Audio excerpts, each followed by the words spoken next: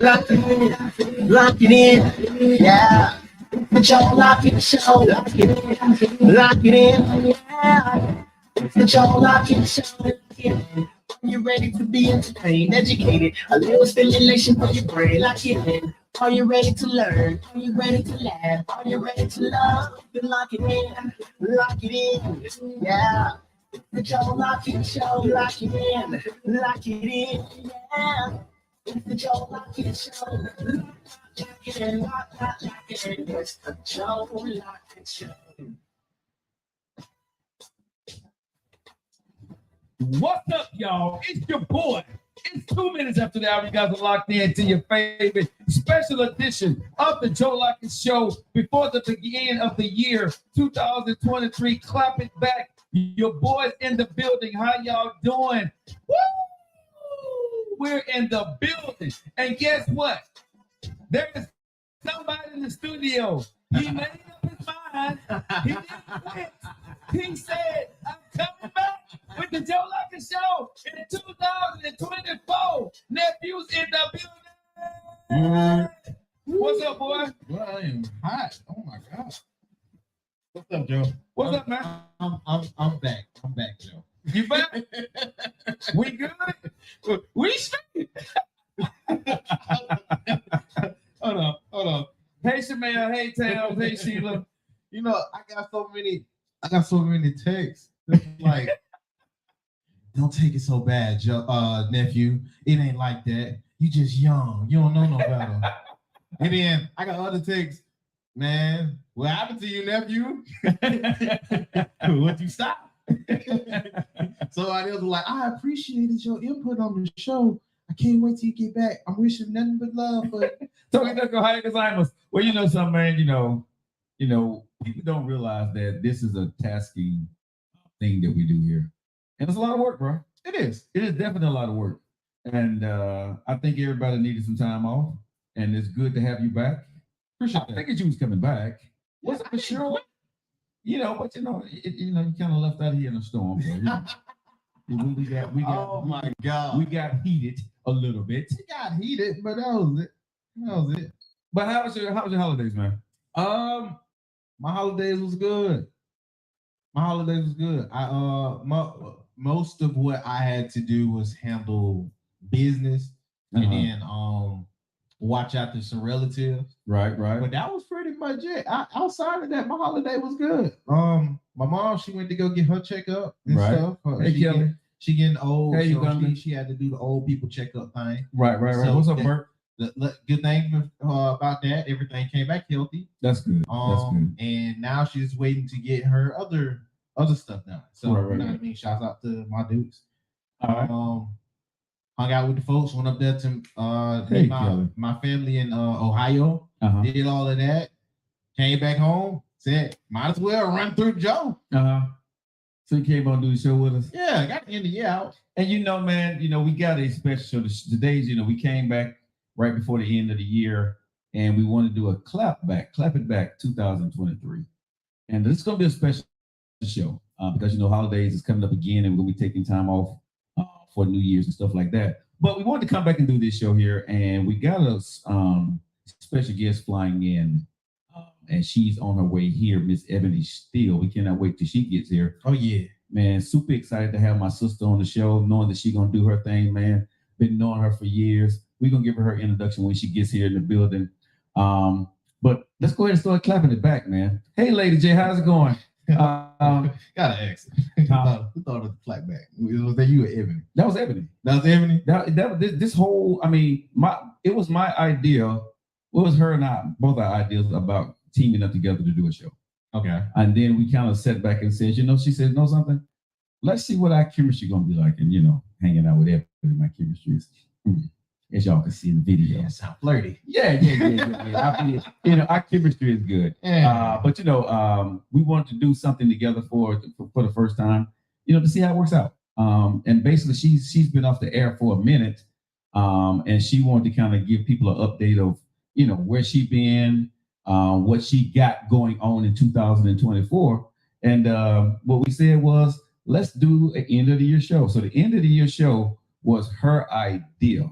Okay. And to call it Clap It Back, that was her idea. My idea was we need to do a project together. A project. Yeah, that was my idea. Projections. Yeah. Tokidoki, Ohio, gozaimasu, genki desu ka? Sashiburi.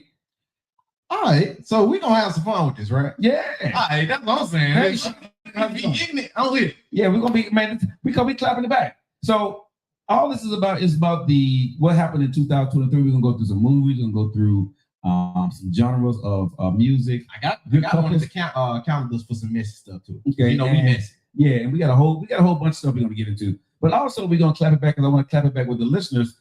And you know, what are things you're not taking into 2024, right? Or what are some good things that you are taking? So we got a great show lined up for you guys today. Yes, you hear nephew. He's in the building. Yeah, nephew is back in the building, y'all. If you guys want to see the full show, the whole view of the studio, go to Facebook, go to YouTube. Yeah, you guys. Hey, we finna very soon. We gonna be on every last. You can't miss us. Go to Facebook and go to YouTube. Though, help support. Hey man, thank Send you them guys. likes in. But you know something, I thank you guys so much. Even when we were off and we was taking some much needed time off, people would inbox me almost every day saying they missed the Joe Lockett show. Oh yeah, I had people inbox me saying, when you guys coming back on? When you guys coming back on? And do you not know, man, how good that feels to know that people actually miss the show that we've been doing Joe Lockett Show for 10 years, but the podcasting part, we only been doing it for going on 3 months. So that's really cool. What I like is though.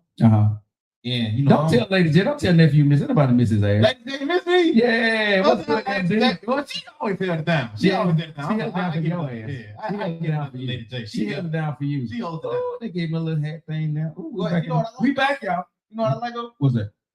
There's routine to it. I like how the folks listen to us on routine at this point. They do. That's crazy. I didn't think I was gonna get there yet. hey, I ain't think I was gonna get there yet, boy. Everybody said they missing you, bro. So I'm gonna give you a props. You are a great part of the show. Thank you for giving me the hey, Kimberly, baby, how you doing? Angela, how you doing? I know y'all are wondering what the special guest is. She's actually getting off a plane right now, heading this way. So she had a little tie up there, but she's headed. Make sure you do safe travels. Don't hurt yourself. Don't hurt yourself. We got you, baby girl. I know she's probably watching this live right now, but she's traveling in to get here to do this special show with a boy, right? And y'all, we talk about you. You know, the girlfriend everybody knows is Ebony Steele. Man, she has an amazing story, and she got something that she's exclusively coming to tell you guys later on in the show today. Oh, where? Exclusively right here on Clap It Back 2023, the Joe Lockett Show, the Joe and Ebony Show. Yes, Lord, she's in the building. She's beautiful. She be smelling good too. Hold on, that's weird. Well, hold on. That ain't weird. It depends on how you smelling her. Because if you just smelling her on the pass by, then cool. I ain't finna judge it. Everybody, if they got a good smell. Wait till she walk in the room, you'll see. Wait till she walk in the room, you'll see. Don't worry about it. Don't worry. You'll see. All right, let me see. How's it going, man? Don't be setting me up, though, Joe. I come back, I smell her, be like, Hey, look at me like, oh, weird. Hey, when she walk in the room, but she just lights up the room. But we got the one and only Ebony Steele. She will be here on the show shortly, so you guys hang tight for that. But in the meantime, man, I want to go ahead and get the show started on Clap It Back 2023. And I want to talk about, number one, how y'all doing? Hope everybody had a great holidays. We're glad you guys are back in the building. Thank you guys, man. We up to like 99 people actually watching the show right now. So appreciate you guys. Ooh, we're gonna hit 100 here pretty soon. Thank you guys so much, man.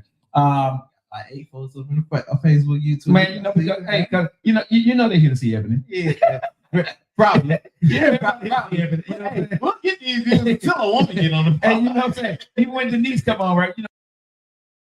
When we all said it done, we get about 1,100 views per show. Oh, but when a woman is on the show, it's about 2,000-3,000. Yeah. So it's all gonna miss no woman. Lady J's in the building. What's up, Athena? How you doing? I appreciate you. User 224. Now let's get into the show. Clap it back, man. Because today's show, we're gonna be talking about what some of the best movies that was there, some of the best selling concerts that was out. But also, man, we want to talk about some things that we learned in 2023. That I want to clap it back. And I want to clap it back to the Joe Lockett Show, to the day nephew walked his ass up in the studio. Hey, that ass really good, huh? It's 2023, man. The people that's rocking with us on this podcast, man, you guys need to understand that before nephew, even at the beginning of the year of 2023, I had been contemplating of getting out of radio and going into podcasting. But the fear was, could I make that transition? And y'all don't know him, but y'all probably met him if you've been following the show. Uncle was on my show. Yeah, Uncle Boss. Uncle Boss. Right. Shout out Uncle but Boss. His business got busy. And so early in the year, he had to start to kind of fall back away from the show due to he was busy with his photography. Right. Money. He was making his money. And so, I was doing the show myself. And I was working with a producer, not going to call his name. And we were working together and we bumped heads, right? On a business level. Great producer, but on a business level, creative level, I think we've seen things a little bit different.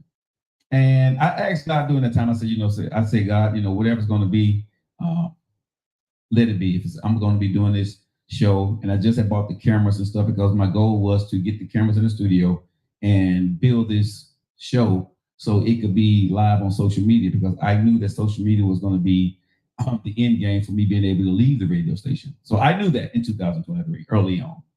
And so once the producer and we bumped heads, I started doing everything myself. I just put it in God's hands. I said, God, if there's meant to be, send me somebody that's going to be able to help me. 2 days later, your ass walked through the studio.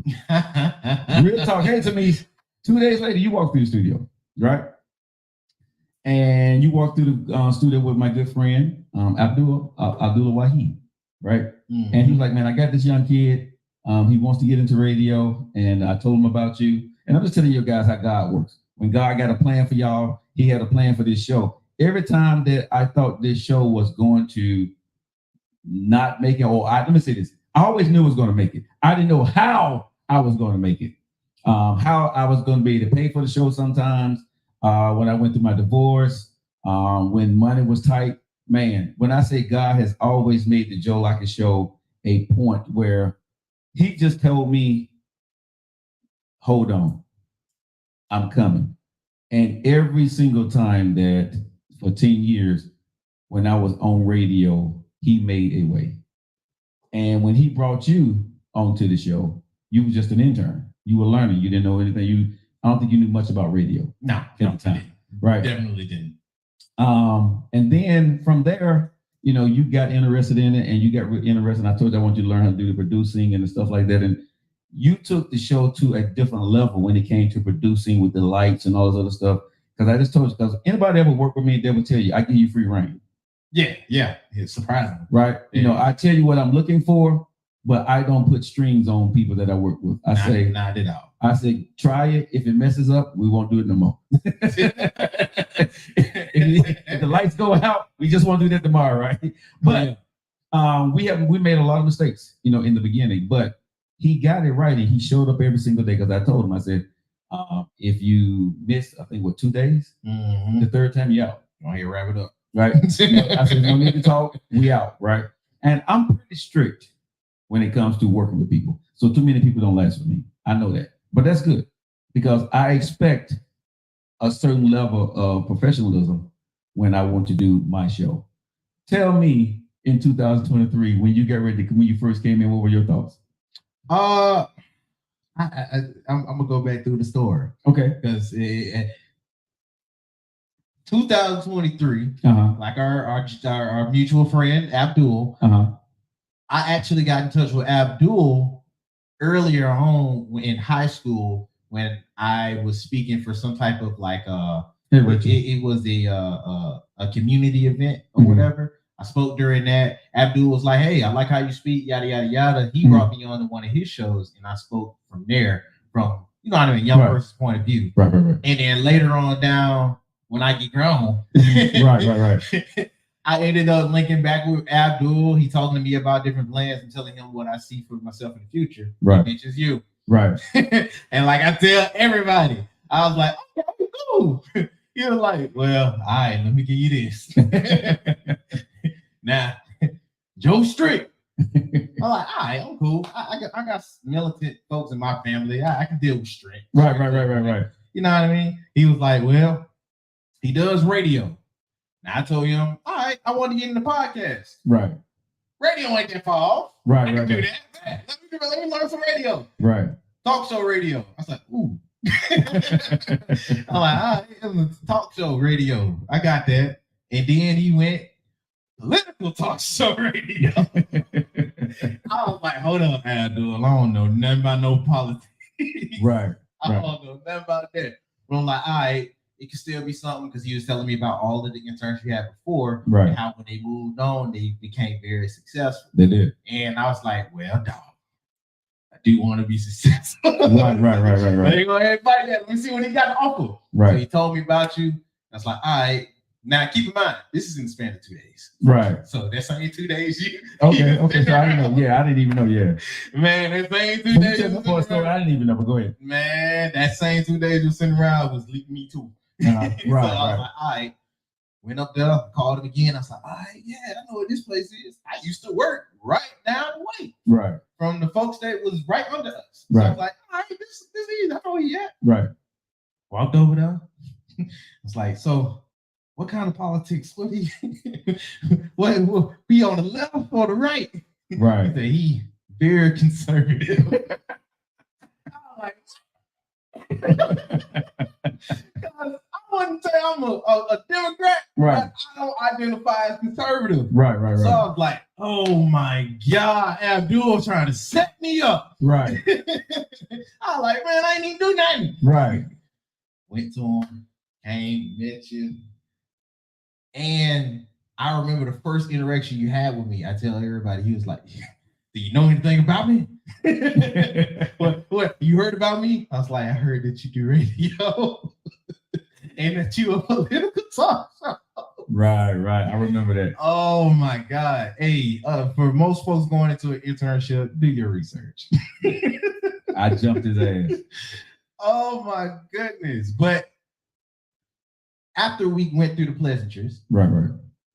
I seen how you were with the show. Mm-hmm. And for the first month, mm-hmm. that was all me proving it to you. Right. Because I was getting out of a point in my life mm-hmm. where I was going through a real definite transition, whether I wanted, in my mind, mm-hmm. whether I wanted to view myself as just a worker from the rest of my life, right, or did I want to take a chance? Mm-hmm. And I'm usually the type of person that will take minimal chances as possible. Mm-hmm. So when I got to that point and I wanted to see where I wanted to go with things, and I was like, yo, I'm not just content with just working, mm-hmm. because I've seen it for everybody else, but everybody will keep telling me they see something more. Right. So I didn't want to not just let that down, but I didn't want to let myself down. Exactly. So with that, I was like, well, golly, well, I might as well take a chance somewhere. Right. Why not let it be here with a dude that I'm seeing is taking a chance on himself too? Right. And seeing how it was with you, getting closer to you and seeing just how much of a chance that really was. Right. Like, I don't think enough people, even though you know what I mean, say it, I don't think enough people can grasp it realistically. Mm-hmm. That for you to be going into this thing 10 years from the stories that you've told me personally, mm-hmm. I can't even count to 3 people that I know personally that mm-hmm. I have very high standards for that would even stick that out for that long. Right. After the first 2 years of something going wrong, they out. Right. And that's being generous. Yeah. So I'm like, you know what I mean? After seeing it like that, it just made me want to take a hold to this a lot more. Mm-hmm. And from doing that, I learned to appreciate the nuances that come with being in media. Mm-hmm. Like, most of us don't get it. Yeah, you introduce and you open up the door for free range for a lot of different stuff, but you teach every step of the way from your own personal experiences, mm-hmm. whether that be media's in TV, whether that be media, definitely everything through radio. Yeah. Whether it be the nuances through entrepreneurship, and then you have folks that do it too. Mm-hmm. So it's like you already a wealth of information with that. So it was like, I can't just take the opportunity and let it go. I'm gonna tell people something. He hated the after show. Oh my God, that was the worst. Man, that first month. Sit there and be in the show, but he would hate when the show ended because he knew I was gonna ask questions. You stayed doing that. I was always gonna ask him, what did you learn? What did you get? I had to teach him, or I wanted to teach him to see radio, not hear it. I wanted him to understand the new, like you said, the nuances of things, of why I was doing certain things, why certain things were interacting, why things were happening. So it was a wealth. It's a lot of information coming at you at one time. But once he got to see it over and over and over again, he started to be able to understand it and start to be able to digest it a lot easier. And the reason why we're telling you guys the story, because this all happened in 2023. Yeah, this is 2023. You know, nephew has been with me for a year. You know what I mean? So you guys, it may seem like we've been working together for years. Nephew came to the Joe Lockett show in 2023. Around this time. Around this time, yeah. Around. I think early December. Yeah. And so you never know where your life is going to end up. You know what I mean? Because he said he wanted to get into podcasting, right? And what are we doing? We're doing podcasting, right?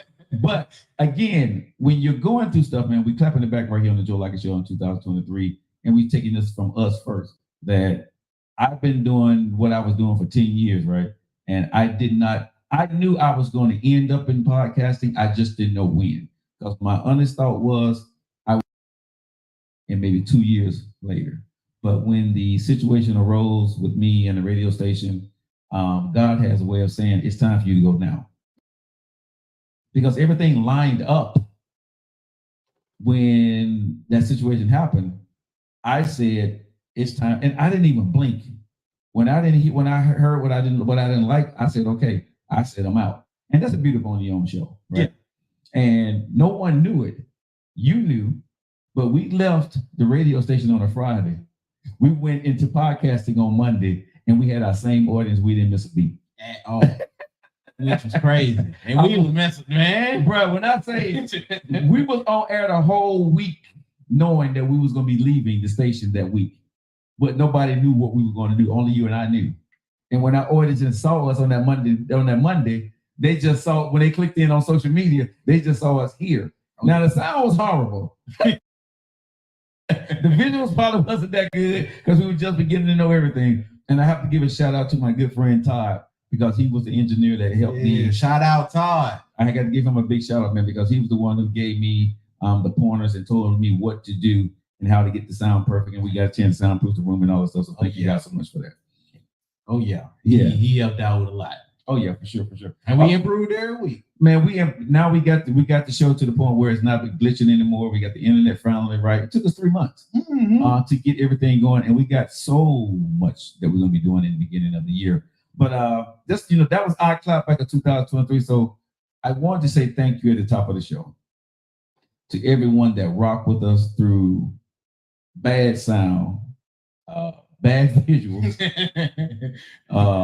whatever the glitches, everything, man. Everybody was with us, and you guys hung in there. And this is what I want to say thank you so much for to everybody.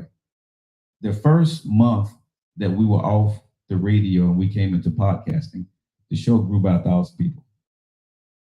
We have not lost viewership since we left the radio station. We've actually continued to grow each and every month. We've been in for 3 months. I would say probably was October, November was a so-so month in the beginning. Then in the end, it got strong. December's been a really, really strong month for us. So thank you guys for the follows. Thank you guys and I would say our lowest show that we ever had since we left the radio station. I think we had like one day. I think because the internet was bad, like 600 folks that watched that show. But every other show since then, we've had over 1,500 people to 2,000 people watch our shows. And that's just brought into podcasting, where there's a world that you guys will be watching so much stuff from 4 to 6, and you guys hang in with us. So at the beginning of the show, when we're doing this clap back, I got to do a clap back to our audience, man. Thank you guys. Oh yeah. Appreciate it. Thank you. You ladies and gentlemen mean so much. And now we're working in even more ways that you guys can interact with the show. We may even have a way where you guys can call into the show, not just through TikTok, but actually call into the show and do what we're doing. So we got so many different avenues that we got coming up at the beginning of the year. So thank you guys so much for that. If you guys just locking in 25 minutes after the hour, we got a special guest. She'll be coming in here pretty soon, Miss Ebony Steele. If you guys don't know her, we will give her a proper introduction once she get here. She's going to be in the studio with us, and man, she has a story to tell, and actually something exclusive she's going to be releasing right here in Clap It Back 2023 on the Joe Lockett Show. Thank you, Tams. I feel privileged. Bruh, when I say that I've sat and done shows with people that's been on national TV, national radio, some of these people are friends of mine. You even got a chance to do radio with some national people. Yeah. So, radio can take you into a lot of different avenues. So let me ask you this, 2023, relationship things, okay? What did you learn from relationships for as girlfriend and boyfriend? Was it a good year or bad year?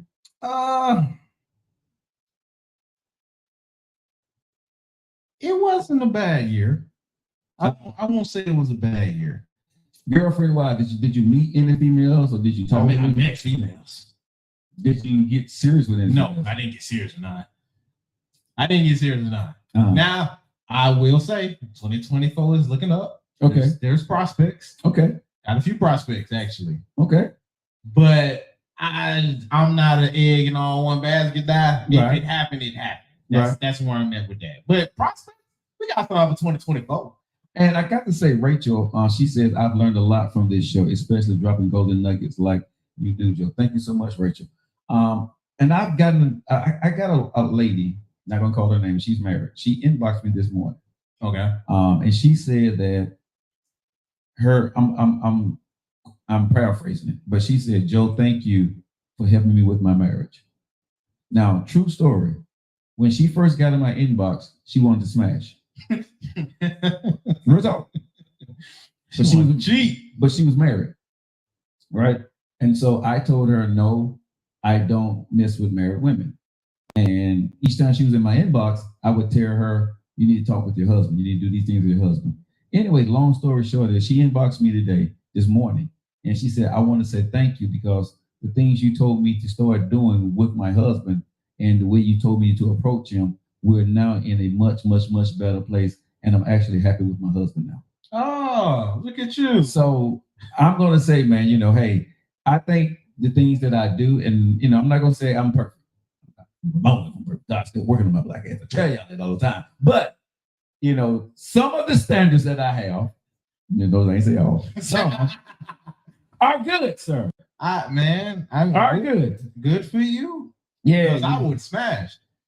Some people, but I have a hard, fast rule about married women. I don't deal with a married man's wife. I feel you. You know what I'm saying? I don't. That's just me. That's just my own personal man code. I don't touch a married man's wife. Did we talk in the inbox? I talked on the inbox, and I always referred it back to her husband and what she needed to do. You kept it cordial. I kept it 100. I was more of a friend counselor to her because anytime she would try to do something or flirt in sexual nature, I would not engage with. When you married and I'm talking to you, I don't engage with you in flirtatious sexual nature talk. You know what I mean? Because here's my thing. I don't mind being your friend, but what your husband's not going to do is he catch your inbox. He's not going to see that I was trying to get at his wife. You see what I'm saying? Anything he sees in that inbox, he's going to be seeing me saying, hey, talk to your husband. Hey, do this with your husband. Hey, y'all need to work that thing out. Hey, I feel you. Bro. I respect it. I respect it. You know what I mean? Because just don't hit my criteria for me and then still want to, you know what I mean? I'm smashed. Well, like I said, honestly, man, being in this position, I've had opportunities to, do that with married women. But like I said, just for me, I learned a long time ago, and I just have this thing about myself. I wouldn't want nobody to do that to me if I was married. I feel you. You know what I'm saying? Karma is a B. Karma is a B, bro. And when you take vows with a person, I think at the end of the day, if you don't respect them, it's up to me to make sure that I respect them.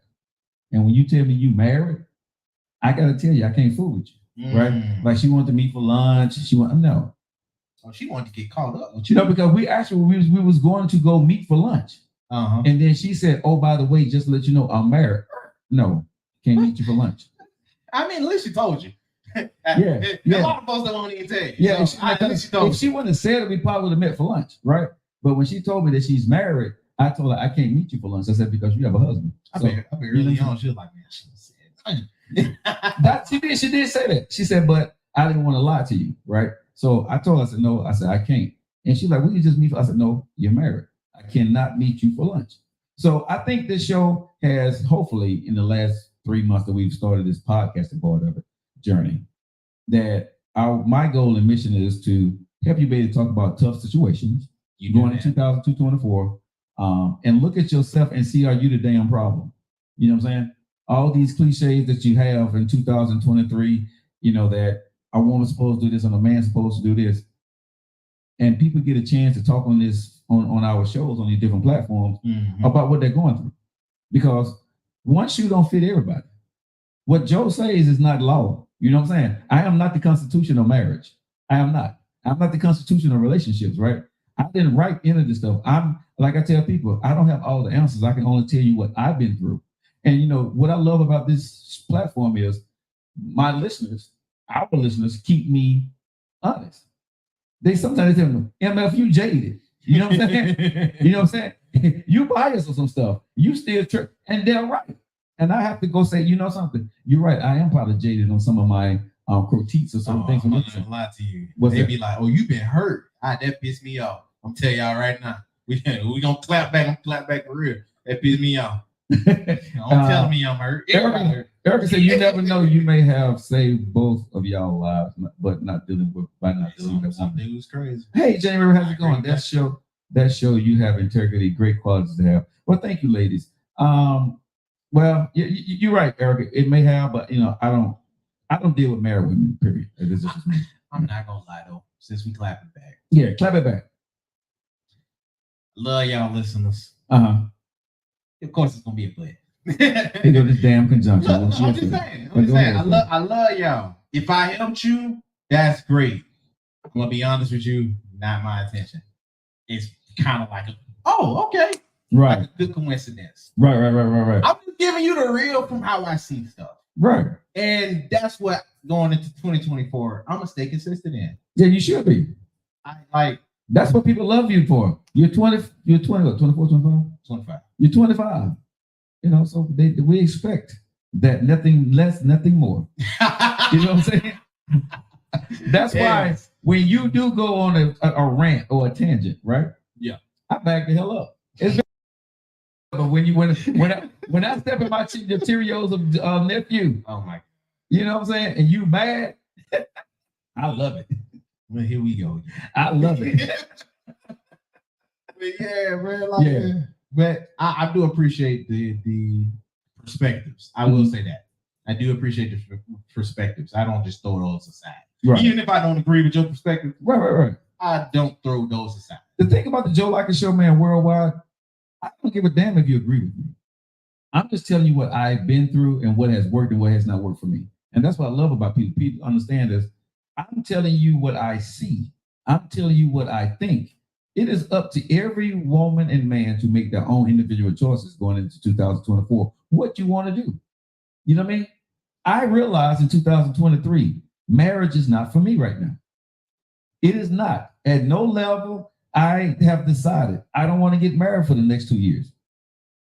That's not what I'm doing. I'm not going to be in a relationship. I'm not looking for a relationship. I'm not going to be trying to wine and dine and talk to a woman. I don't want to do that. And that's what this, and I think this is the biggest thing that I had to free myself of, nephew. That's okay. You know what I'm saying? One thing I had to tell myself, it's okay to tell a woman, I don't want to be in a relationship with you. It ain't about you. You know what I'm saying? And this is a true statement. It ain't you, it's me. Right? Mm-hmm. It's me. I don't want to be in a relationship, not because it's you. I just don't want to be in a relationship. And don't look at me because, well, you're a good man. No. Going to what I'm not taking into 2024 is nobody's opinion of what I should do. And I tell everybody who listens to our show today, going into 2024, when you clapping it back right from 2023, the people that supported you, rock with them. The people that gave you trepidation in your life, move away from them in your time and in your way. But they're not going to help you move forward in 2024. You're not going to be able to do these things. You know what I mean? So when you're moving forward in 2024, right, you got to figure out what the hell it is that you want to do going into the new year, right?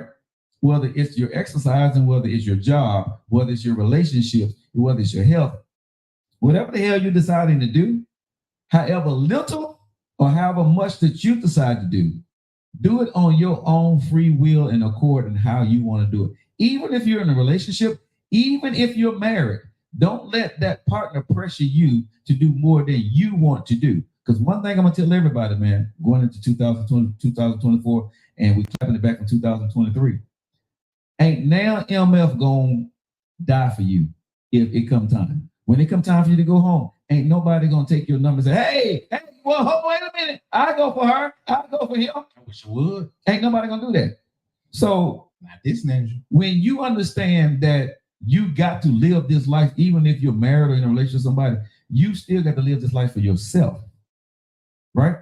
You can't even do things for your kids if you ain't able to do things for yourself, right? So you got to understand now when you're going through life, understand that going into 2024, God brought y'all asses through 2023. Everything you thought you weren't going to get through, you made it. Every tough time that you thought that wasn't going to happen, bill wasn't going to get paid, you didn't know how I was going to make it through, you're still here. You're still here. It's going into the new year. And this is my favorite phrase that I came up with myself. God is not going to drag your ass anywhere that he's going to drop you off at. He's not. You want to trademark that? I don't know if I'm going to trademark, but I'm just saying, God has never took me anywhere and dropped me off. Ever. He's shown me hard times because I take it as, you ask me for this, but you ain't ready for it. I got to take you to boot camp. You got to toughen up. Because if I give it to you now, you're going to lose it all. And you're not going to know what to do with it. So I thank God for the tough times I've been through. I thank God for me having to figure things out and having to bump my head. I thank him for that. Because now I'm a stronger person. And anybody that comes into my stratosphere, I come at them. I come at your ass hard. It's tough to work with me. You have fun working with me once you know how to work with me. But if you're about to BS, it don't work. I've had interns that don't fool with me at all and don't talk to me. But the ones that did make it through, guess what? Most of them have went on to do other bigger things or fulfill their futures. And they always come back and tell me, Joe Lockett, thank you. Yeah. They always say, come back, Joe. I appreciate you, man. You know, you what you did made me understand when I got into situations not to give up, to understand my purpose and things like that. And so whatever you're going through, especially with your relationship, if y'all learn anything from me, make up your own damn decisions what you want to do in your relationships. Speak your mind to the person that you're with, and always live your truth. If you want to be married, damn it, tell the dude you want to be married. If you just want to smash, damn it, tell the dude or the woman you just want to smash, right? If you just smash. But I'm just being real, man. If this is just something that you want to go do, be honest. And this is for my audience 40 and over the 40 and over 50. Time out for games in 2024, man. Let's not play the games no more. Right? Because y'all too old for that. We too old for this, bro. There are women that wants to get married and they don't want to fool around with you if you don't. Tell them that, right? And be upfront with these women about what you want. There are men that want to get married and they don't want to fool around with some of these women that don't want to get married. Be upfront with that. If you're over 50 years old like me, we don't have time to play games. There are people who want to be married and want to be in relationships, and there are people who don't. Not knocking either side. All of it is good and gravy. What I'm not going to take into 2024 is me judging you about what you want to do and you judging me about what the hell I want to do, right? Because I'm single and you see me with different people all the time, shut your mouth. If you with the same person and you happy, Joe Lockett, shut your mouth.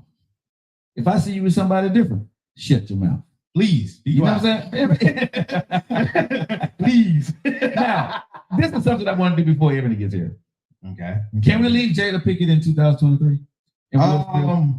Yeah, everybody else can. She's still gonna be one of my old I want to leave Jada and Will Smith in 2023. Look, we can leave them. I'm just saying she's gonna be one of my old little weddings. She the Milfy for me.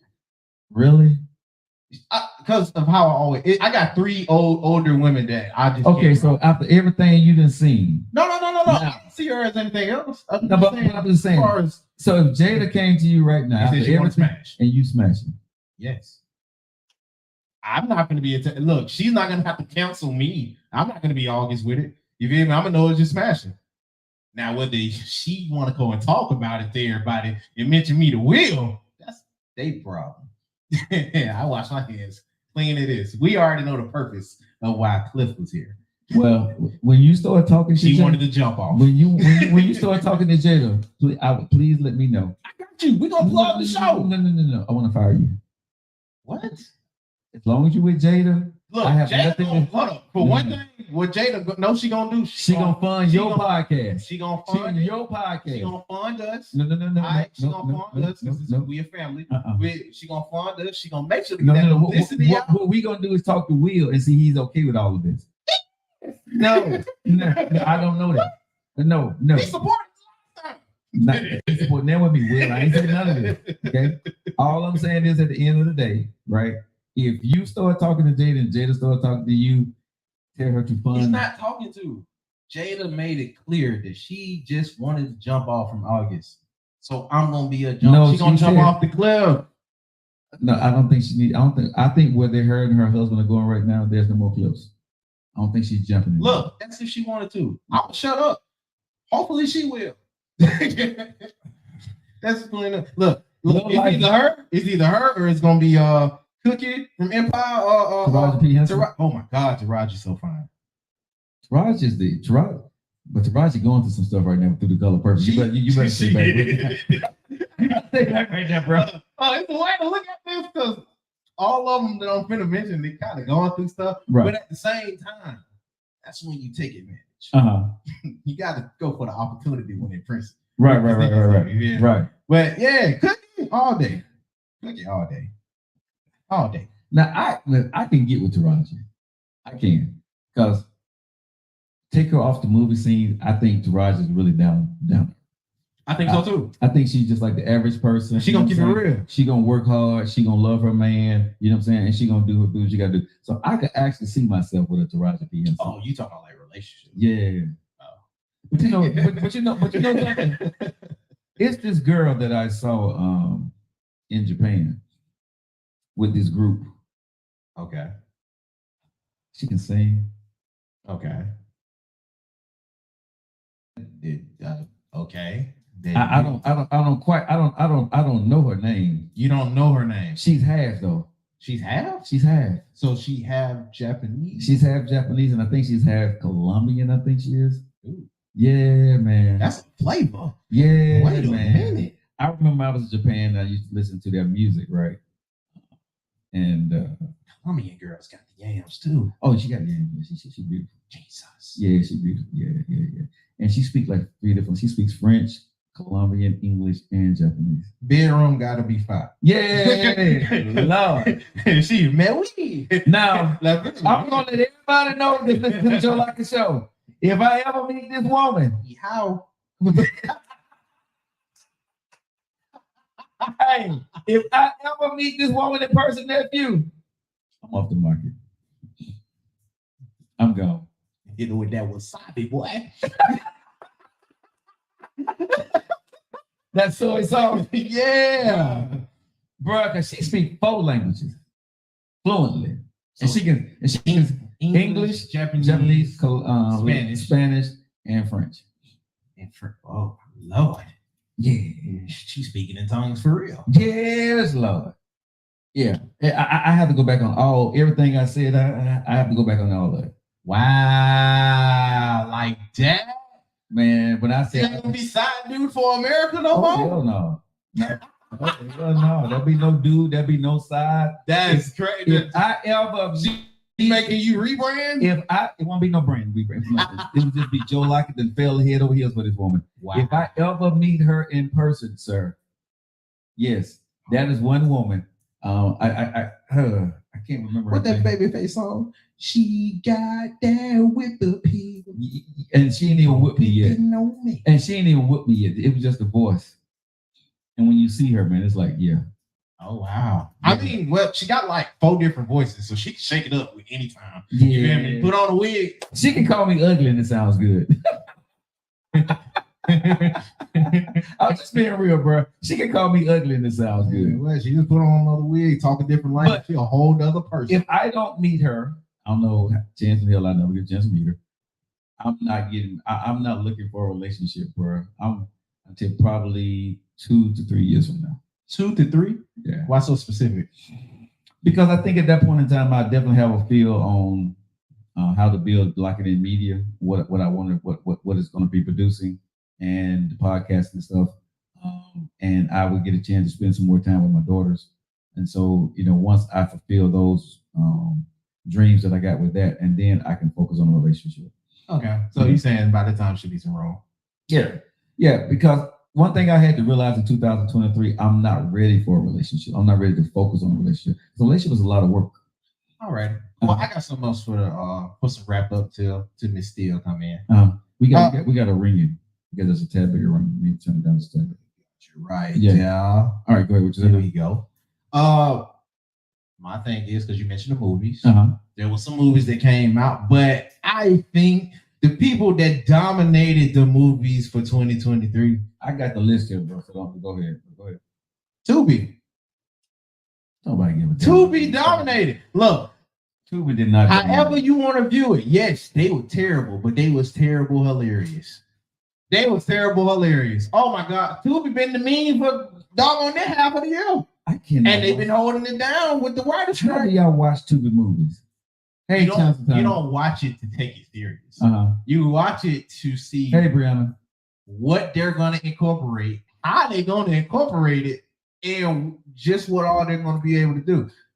But what I love about Tubi, right, that is a platform where you can get your stuff out on national and international level. Oh yeah, creatives. Man, they promote creatives. So if you want to start from the ground up, we have J. Cole. Shout out to Trent Richardson and the boys. J. Cole. He is a part of the Tubi movie that they shot down here. Yeah. Hilarious. Yeah. Look, you don't watch it just to take it serious like a real movie, but at the same time, these are still creatives that could go on to make some real blockbuster hits. Exactly. So man, I love watching it. I get a crack out of it every time, especially when the actors stay so serious with the clear difference that they do, like when they shoot the gun, but it's just a splat on the screen, or when they have one actor doing the same role, but then they talking to an actor that got two different roles and they switch it between the two. Oh man, I haven't watched it that much. Oh my God, it's hilarious, bro. Shout out to Tubi.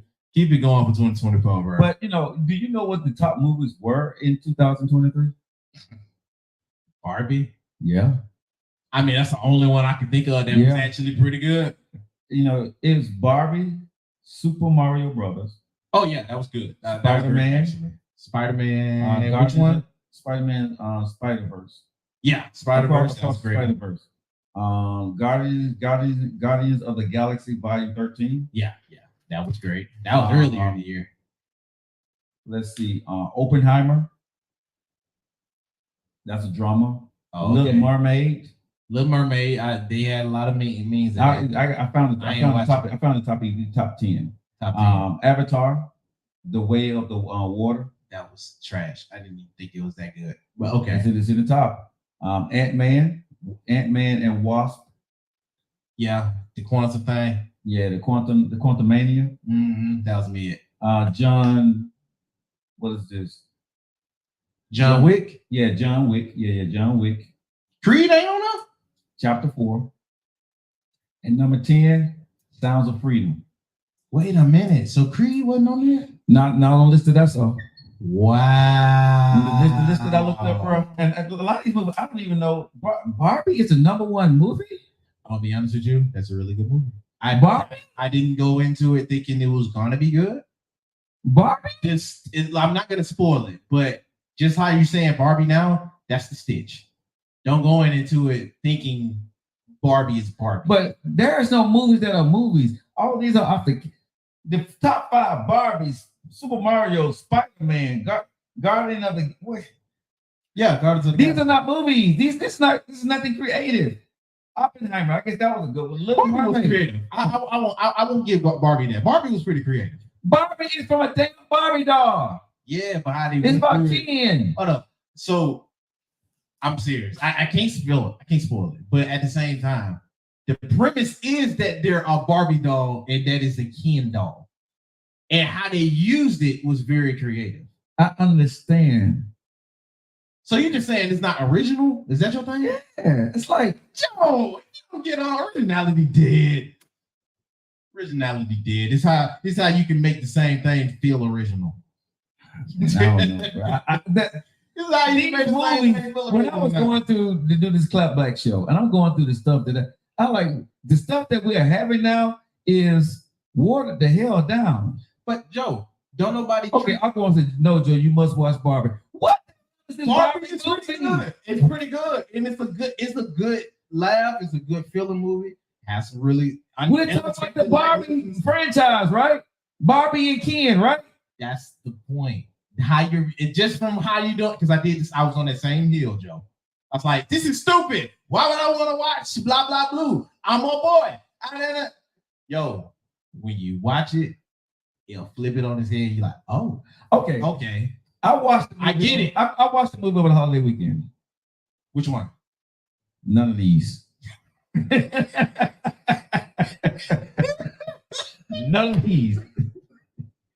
I was on Fire Stick, flipping through the channels. I saw this movie that had Tommy Lee Jones in it. Okay. And I want to say Heidi Klum. So I'm saying it's going to be a good movie. Okay. Right? Because Tommy Lee Jones and Heidi Klum are top-notch actors, right? So Tommy Lee Jones had me, in the movie, right? And it's sort of like a Western. It's an older movie, right? Okay. I think it's like 2014. Oh, it's pretty old. Okay. Yes. Okay. I'm not going to spoil this movie. All I'm going to say to everybody is, if you have time and nothing to do, you got to get through the movie. It is a laborious task to do. I'm going to tell you that. It's not easy. Wait a minute. It's a tough watch. It is. Oh my God. However, it's called Homesman. Okay? Homesman. Yes. If you get through the movie, why? That's all I'm going to ask. Why? Why do I want to watch a movie that's going to make me ask questions?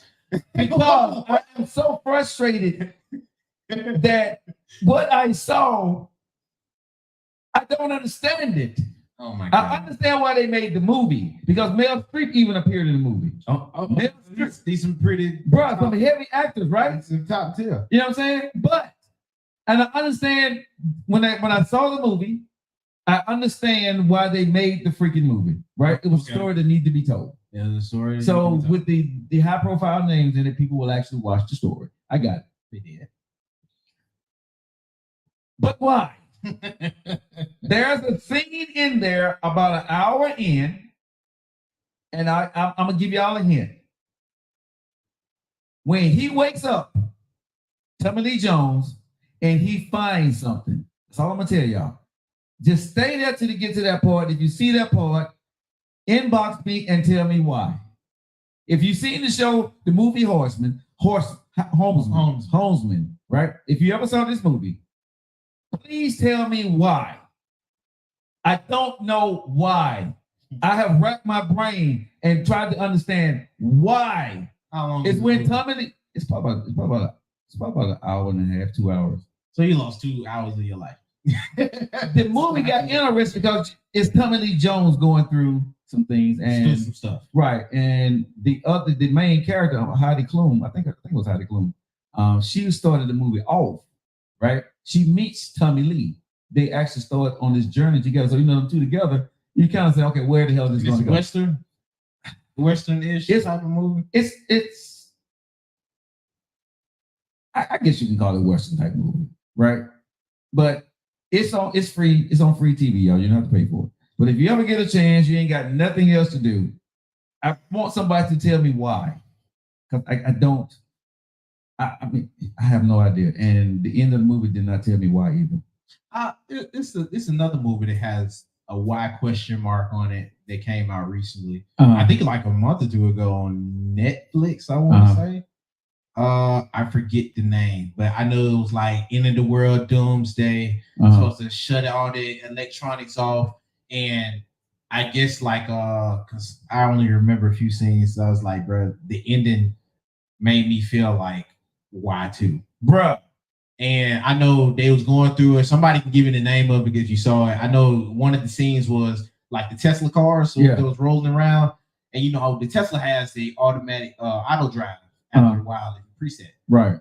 The auto drive took over on the Tesla, so they was rolling down, killing folks, going down the way people couldn't stop their cars. Everything was moving, technology based. In the end, it didn't. And I remember at the end they was looking for the daughter, and the daughter went. Who knows why? But the daughter went and left the family, all the other folks, and they was in the middle trying to find and get her. I'm thinking we still got the rest of the movie to go. Come to find out, she locked herself up somewhere. Now she lost, and we just watch her watch a movie for the Someone said Michelle and Obama. Yeah, Michelle cleared this movie. Yeah. I was like, bro, this is mid. Well, all I'm gonna say is somebody said Sean said that was a good movie. I was not feeling it. If you like it, then cool. I'm not gonna go on your taste. Okay, so I'm disappointed in 2023 movies. Yeah, but I understand the disappointment though, because I'm disappointed. We ain't no writers for real. Leave This World Behind, I guess. Yeah, there we go. That's the name. Somebody know the name of your stupid movie, but they don't know mine. It wasn't stupid. Someone said it was a bizarre ending. Yeah, it was like it's like if they made a movie and they said Finn at the end. Color Purple. Dee said Color Purple was good. I heard some folks saying. Oh, Hilary Swank.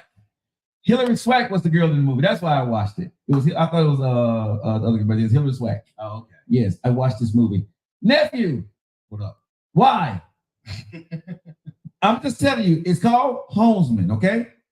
If you guys get time, watch 2014. I don't give a damn when it came out. It was Tommy Lee Jones and Hilary Swank. Tommy Lee Jones and Hilary Swank and Hilary Swank. I mean, they just good. You know what I'm saying? So you gonna watch the movie. So it's when he wakes up and he walks in the forest looking for somebody.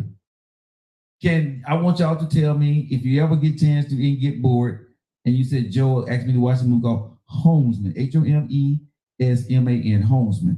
You ought to spoil that at this point because it's like that's years ago. Years. It don't mean it was years ago, but the movies I never had seen it, so okay. I never saw the movie. So obviously nobody here saw the movie. So it's called Homesman, Homesman. Homesman. It's Tommy Lee Jones, Hilary Swank. Homesman. Yeah, Homesman. And it's Hilary Swank is in it, and she's the main character. Okay, Tommy Lee Jones the main character, and there's at some point in the movie you got Meryl Streep in the movie. So you look at when you're just looking through the credits, you know what I'm saying? Because when you go through Fire Stick, whatever, they saw the name. Oh, this gotta be a good movie. Oh yeah. I just want to know why. I just want to know, bro. I wake up in the middle of the night, ask myself why right now. Still, are you serious? Yes. Nah, I ain't. Yes. Nah. Homesman. Yes, Homesman. That's the movie. Yes, Homesman. If you ever get chance, you bored because it's not going to be the most exciting movie, right? You are really talking this movie up. No, because I watched it. It's gonna be a tough. I watched it because Tommy Lee and Hillary. I wanted to see what was going to happen, right? Because Hilary Swank, she started off in the movie. She boss. She badass. You know what I mean? Okay. And y'all gonna see. Hey, when you watch the movie, Hilary Swank got a line in there that she uses, and y'all are gonna laugh when she uses the line. I ain't gonna tell y'all what it was. But I'm just gonna say Hilary Swank should be interviewed on the Joe Lockett Show about her relationship problems. Okay. In this movie, because she has some relationship problems, right? So just watch the movie. If you ever get time, inbox me, text me, whatever. But I would love to know why. Shaw said she's gonna watch it. Yes, if you get time, it's a free movie. If you guys get time, like I said, it's when Tommy Lee Jones wake up. When he wakes up, and at the end of the day, he's looking. He's looking for somebody, and I don't know why. For the Freeskies, you can watch this movie from 2014. For 2014, yes. Watch the movie. Watch the movie if you get time, and then I want to know why. Thank you, Shaw. Shaw said she's going to watch. Oh, okay. Hey, so some people gonna watch for you. You should watch it too. Watch it. Do me a favor. Okay, even when you watch it when you going to sleep for a couple of nights in a row, okay? Because you may not make it through. Okay, watch it though. Watch it. Because I want you to tell me why. I mean, seriously, I want to know why, bro. I want to know why. It probably got a cult following. You ought to look No, up no, on no, YouTube. no, bro. I want to know why. I want to freaking know why. I don't get it. I understand the premise of the movie. I think it was a story that needed to be told, and it would have never been watched if those people weren't in it. I got my thought pattern of maybe why, but it's me being facetious about it. But I don't get why. I really don't. Nothing wrong with being a little foo-foo. All right, so when we talk about 2000, we clapping it back in 2023. It is 2 minutes after the hour. And guess what? I already know here in a few minutes, the one and only, y'all know who Ebony Steele will be in the building with us. I cannot wait until this young lady comes on board with us, man. Are you excited about her? Oh yeah, it's gonna be fun. You think it'll be fun? Why you say you think? You think it'll be fun? Yeah. I think But you know when she come on, she's gonna take over. She may take over the damn show and start talking and stuff. I may have to cuss her out. What you think? It'd be a change of pace from you taking over. Really? That's how we gonna do that? Look, Joe, you should invite new things in your life. You shouldn't stay. But you know something? I gotta ask you this question before you walk in the studio. Okay. You think she like me? No. Well, depending on how you come off. I told I you don't she know. smell good. She's fine as hell. Too. Oh my god. But that voice, she got a voice, man. I wake up in the middle of the night, I hear a voice. Joe Lockett. You know, did you see the video? I did. And she like my homeboy. She called me nephew. She called me her homeboy. Oh my god. Did you Now, hear your homeboy? That means friend zone. Yeah. I mean, side dude is not the same as a friend zone, is it? Huh? You're not going into 24 thinking that. You think she got a boyfriend? No. You don't think she did? I mean, I don't know. Hey, why don't you get her my number? You think I can get my number when she comes? I mean, maybe. It's how you spit it though. Can't you be like, give you a card. But her accolades is like, yeah. And she been like that and all over TV and radio and stuff. You have to though. Yeah, but not like her. Not like, hey, I've been out there, bro. But her accolades, I can't buy down to her though. I can buy. Hey, I'm good. But you know, Evelyn Steele, yeah. So at the end of the day, you know what I mean? It is 4 minutes after the hour, nephew. And I'm gonna take a drink. And nephew, are you ready? You think she's here? Think so. Huh? Think so. Think. I heard the door open in there. I know the folks are doing so Huh? can't even lie. People listen to our show, bro. Listen to our show. I heard the door open. What was that in the background, Joe? Who are you got over there? All right, y'all. Without any further ado, the one and only. We have been talking about her, and she's gonna make this grand entrance here on the Joe Lockett Show. The one and only, the beautiful, the sensational, the no take prisoners voice in radio, the one and only. Ebony Steele is in the Joe Lockett Studios. Come on in, Ebony. How you doing? Welcome to the show, baby girl. The Joe Lockett Show. The Joe Lockett. I started stuttering when she came. You notice that? I can't get my words out. She got you like that. She got me like that. That goes your microphone. Okay, here's my mic. Your microphone is right there. Okay, All and I right. just wherever because it doesn't matter. It doesn't Yeah, matter. yeah. You know, Come take that. It's Japanese style, mommy. I left a party once because of that. what? Well, my boots were a part of my outfit. And And you know, it people don't off. want you to. Yeah, my socks didn't match that. Yeah, like They were in the same family, but they weren't the same. They weren't matching. All right, guys. If you guys are just locking in, what y'all really been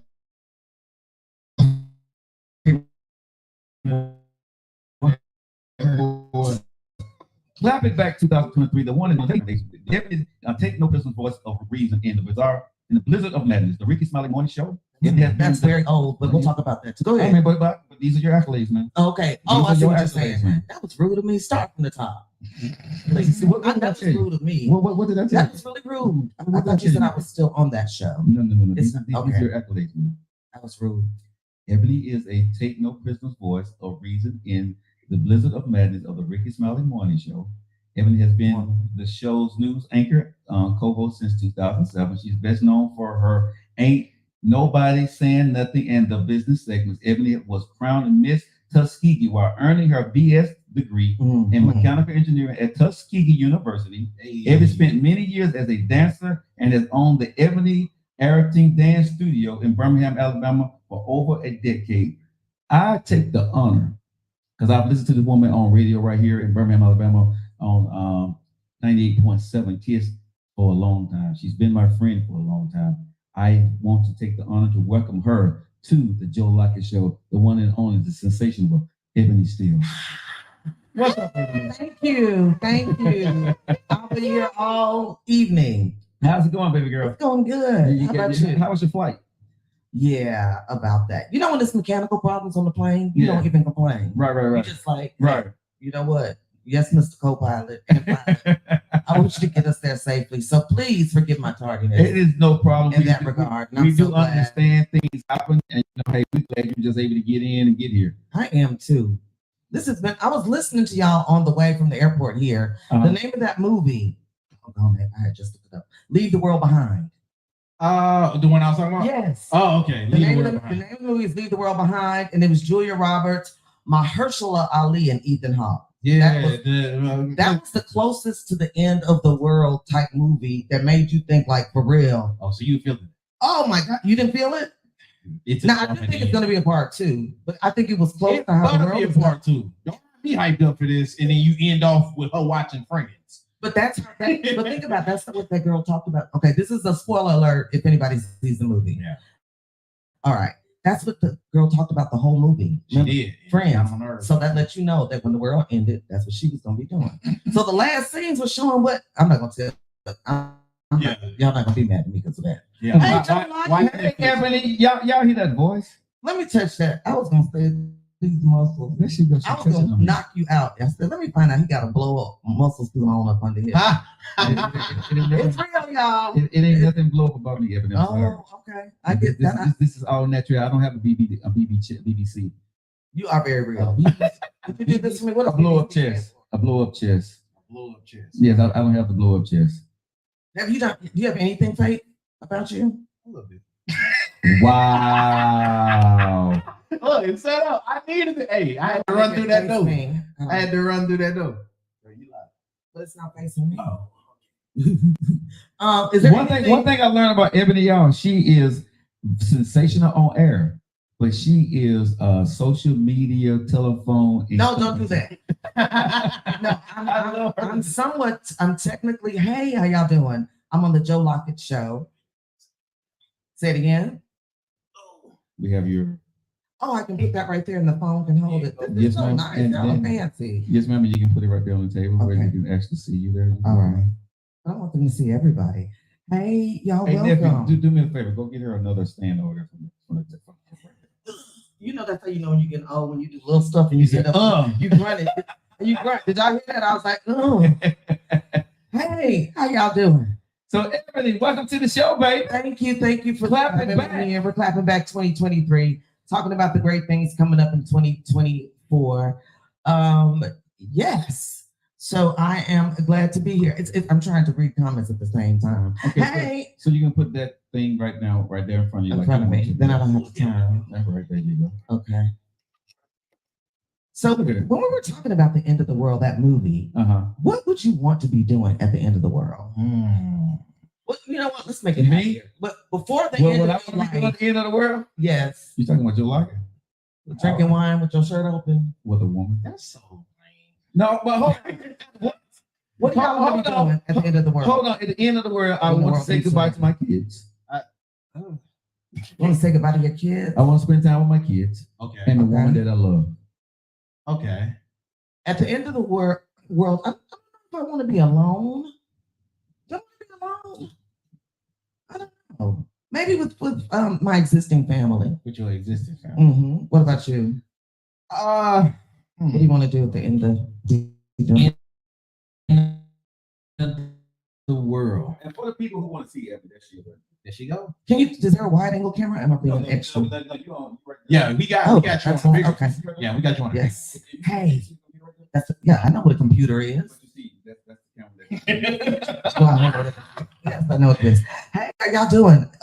Tune into the Joe Lockett Show, right? Yeah. We're on Instagram. No. You on YouTube, Facebook live right now. Yeah, live right now. Yeah. But my friends are right here now. Okay. So we were talking about what we want to do At the end of the world. Yeah. Yes. Me, I would hang with family. It'd be my immediate family. It won't be all of them. They gonna have to find out. All right. I have another question for y'all then too. So what would you want to do, Ebony? I would just want to be with family. I just want it to be quick. And I remember watching this movie when I was little, and I thought it was so sweet, where they went back into these mummy tombs, graves, and it was like the skeleton of a couple that had died together. They were holding hands, and their skeletal remains were there. Yeah. So I want to be like that. With You want to family. be like that? Well, I want to be holding hands with With somebody your that I family. trust or who I love. What was that movie My dad. that when the waves came in and they were standing at the beach and they was holding hands? Was it the? You don't know what you're talking about. His It was daughter years ago. His daughter was a news anchor, Daughter was a news anchor. Anybody know and that she was movie? doing the news to the end of the. It was like the end. I forgot the name. of What it. the day It was after about tomorrow, that wasn't movie it? about the tsunami. I don't remember. Okay. Was it the day I- after tomorrow? We're gonna- It may have been, but I know when Things the up next thing time. he was holding hand with his wife, and when waves came in, it killed it. And Well, we're not gonna go see that movie since we know the ending. How about that? it was an old movie. That wraps that up. It was an old movie. I don't think that was in it. I think No, that that was was not in. That was the That was part. on the scene. Hey, Rodney Perry, what's happening? Hey, Rodney Perry, how you seen him doing? in a minute. What you been? No. I did see you on something, on several things. Tell me what you're doing right now, Rodney. I'm gonna give you a big shout out. Anyway, y'all were talking about Color Purple for a minute. Yeah. Did y'all both see it? I have not went to go see it. I've Okay, seen the older one. don't but- say that. I've seen the older one. But I heard this one is a musical. It's musical like. It comes from, they did it on Broadway. Mhm. And Fantasia had a run on it with Broadway, Yeah, but but she had, had a strain on her vocal cords. I either hear people love it or they just really hate it. Have y'all seen Color Purple? I haven't seen What y'all anybody think? say they hate it. That's I haven't heard anybody say they hate it. I heard some guys, I heard men say they didn't like it. Because men don't like, they call it the dancing zesty. Dancing zesty. They think the guys are zesty when they're dancing and stuff. I love it because I love musicals and all of that. But It says set up request. A view request. Do I hit Somebody yes? request. Yes. They're trying to come on. Yeah, Oh, somebody good. trying to come on. Okay. Again, I'm sitting here on the Joe Lockett Show, so make sure y'all check him out and follow him also with Nephew. We're clapping back 2023 and going in to 2024. What's going to happen and what's going to be different. I see something down here at the bottom. Someone is trying to talk to you. Oh, he wants to talk. Oh no, look, Yeah, I don't know why. hang up, baby. Auntie don't know how to hang this up. I don't know. Everybody see the beautiful Ebony coming on. Hi. My face looks rather Look full like and they big finna today. tone out. Ain't got no Wi-Fi. You know what people have been saying to me lately, and What's it's that? okay with it, and I figured out what it is. But I want to be able to see my comments. So hang this gentleman up. Gentlemen, can you make him go away? Okay. A lot of people say I look like Tiny, Oh hell no. but I don't think she's unattractive. I don't think. Do y'all see how people can say I look like Tiny? No. A little Maybe bit. because you like skin. No. Like yeah. I No. mean, not that I care what color. No. You know. No. No. Do I No. kind of look like Tiny? Tell the truth. No. Hey, Ty's wife. No. I don't. No. You like Okay. Ebony still. I do. You like Well, Ebony someone still. said it's because right here. Right It's there? on our face. Yeah. I see the cheeks. They probably want to say y'all got them puffy cheeks. Right. Yeah. That's You tiny. got them. You got And them. people have asked are my cheeks real, and they are. I see. You ever Hey, see? ask if your cheeks is real. Cheeks. Now, Yeah, now people have asked, do I they're have not hard. Botox and done Botox before? Those are two different things. Now, I've done Botox. If I didn't have Botox right now, my eyes would be like this. I look real tired of sleep. So, If you guys are just like, we got the one that owned the Ebony still in the building. ladies, can you understand how you don't want to look younger? You just want to look more vibrant and healthier. I feel that. Oh, but hold on, nephew. What you think? What you smell? Okay, I see your point. What do you? Something stinks. No.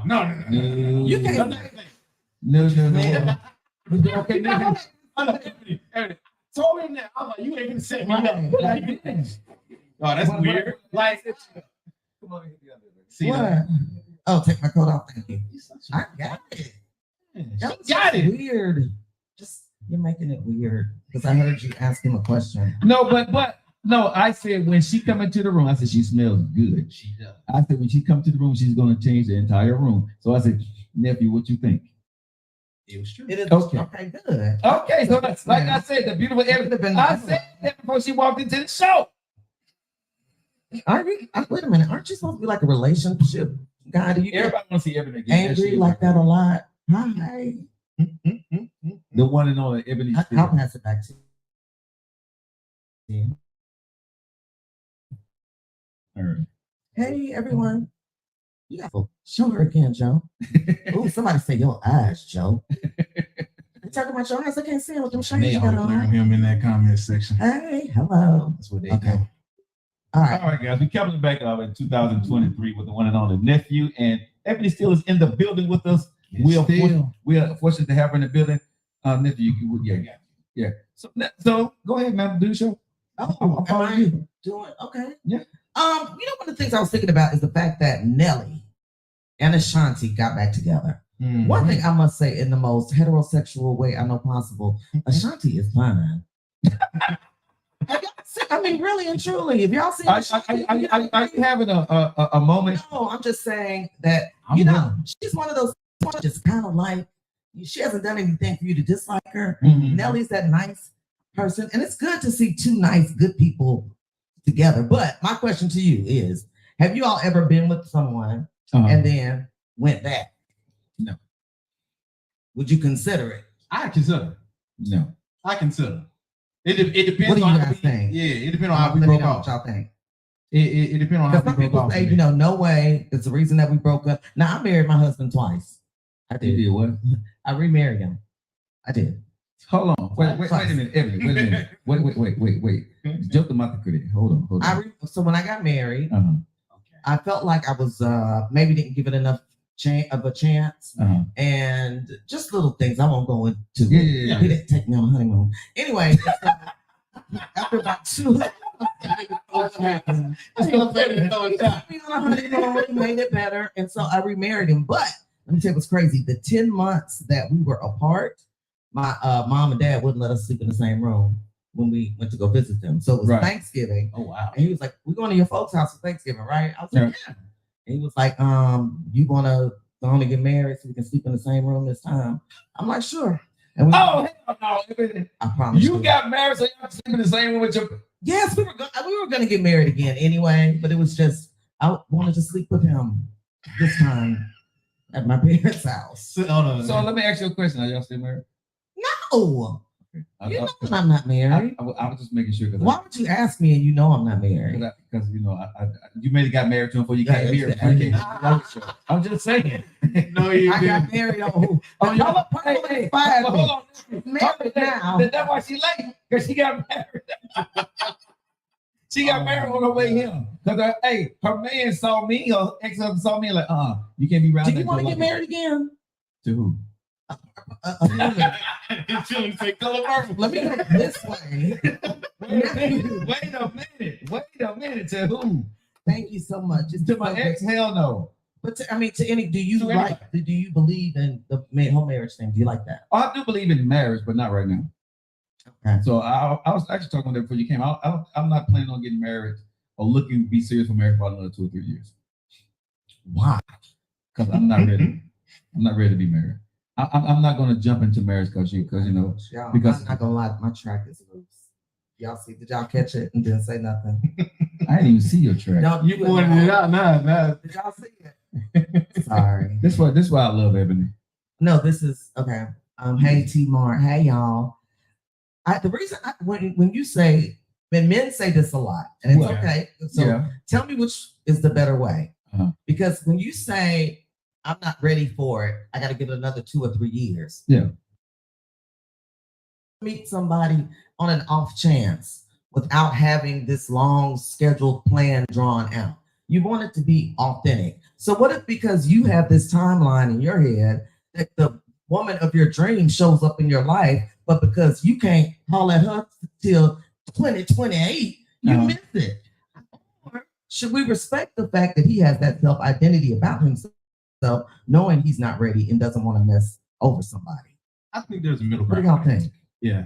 And I don't I say think this, it's Ebony Steele. Okay. If a woman comes into my life and understands what I'm working on doing, hey ladies, how y'all doing? And what I want, It's just ladies looking at you. It's him. These might be my men's. hey ladies, how y'all doing? Again, ladies, how y'all doing? Anyway, So for me, I'm not focused on trying to be in a relationship. I'm not gonna be focusing on trying to make the woman happy because there's other things that I want to do. So if a woman gets in my life and she understands she's not gonna be the focal point of me trying to make her happy on every single day, that would be cool. But she's not. I'm gonna agree to that. Yeah, I'll be with you. Yeah, I'm gonna agree for you not to make me happy every day. Exactly. So that's what I'm saying. Right now on my dream board, there's not marriage on this. That's not on my dream board. Like that is so. You just open up, just narcissistic and selfish. And what do I always call myself? If you call yourself narcissistic, Yeah, that's nothing to brag about. it is what it is, though. It's a negative trait that But you it should is work what it is. on. What it is. Well, he is America's side. So these are side dude habits. Yeah. You're But- America's side. American free. I'm a safe space for women. I ain't trying to get married. Safe for women. I'm not trying to get married. So ever. I said, God damn it, I said 2 years. I Okay. said 2 to 3 years. All I right. didn't say nothing about ever. Okay. If a woman comes, she I comes. actually had a person I wanted to introduce you to, but now I'm not. Don't do that. Don't do that. Why women see me, they want to introduce me to somebody. No. Well, I'll say this. What? To your earlier point, Uh-huh. Ebony. I think it's a middle ground for it. Because a few of those I can agree with. I'm not in a place where I would seriously be dating somebody, but I'm not opposed. How old are you? I'm talking about. Okay, that makes sense. Yeah. But I'm not I'm opposed to it. 53. And that doesn't make sense. It does make sense. I know. I've been married twice. Your ass is getting old. You need a helpmate. See, hold on. Didn't I just talk about this at the beginning of the show? I said, I love you and care about you as a friend. I know you do. At the end of the day, you want to go out after the show? Yeah. Okay, cool. But anyway, Now, again, like I said, yeah. when I'm talking about this, understand that what's important to me. I'm selfish right now. So I'm being honest. I'm not going to lie to a woman and say, yeah, I want you to be married to you. I want you to be my boo. And she's thinking that that's not what I really want. I'm not focused on a woman right now. I've been married twice. That is. Are you open to it though? I'm open to it, but like I said, What if no she- woman wants to take the back seat to what I'm trying to accomplish right now. If a woman asks you, "Hey, can I not take the back seat?" Would you be open for a Of course relationship? I will. Of course I will be open to it if that's what she wants to do. But ain't too many women gonna say, I'm gonna take the back seat to what you're doing. That's true. You know what I'm saying? And I'm being up. See, most men gonna lie to you and act like they're gonna give you their time and they don't, and that's why y'all break up. My black ass is telling you the truth. I'm not gonna give you my time. Okay. I'm focused on what I want to be focused on. Why You you, wanna be- why you screaming? because you get on my nerve. Hey, I'm So alive. aggressive in your tone, you are. Listen, Ebony. It's okay, Ebony. Let me tell you this. I'm gonna go Hold on. Sophia on him. No, Sophia don't didn't do say it. to go Let first. me get close. Sophia. Let me get closer to Ebony. Come on, yeah. Let me get closer to Ebony. Oh my Lord. You always have good breath. Because she said I'm I have so a breath. aggressive. Okay. Oh, so now everybody can. Now Yeah, they can she said I'm aggressive. So I don't want to be so aggressive to you, Ebony. But let me just be honest with you, baby girl. I'm not ready to be married again. Okay. You know what I mean? I'm not ready to actually be in a committed relationship where I need to put that in the forefront. So Okay. what I'm doing with my business, what I want to do with my 2 daughters right now, that's more important to me. And so a woman would not be in the forefront for a relationship. So I wouldn't give her my time. And I wouldn't want a woman to sit back and say she's okay with that. And if you tone that tone down back a little bit, because we got these microphones kind of close. Yeah, I got you. Oh. You know what I'm saying? Oh, the engineer. Yeah. So I wouldn't. Hey everybody on Ebony Steele's Instagram right there. How y'all Hello. doing? But I'm just saying, at this point in time, I want to be upfront with a woman.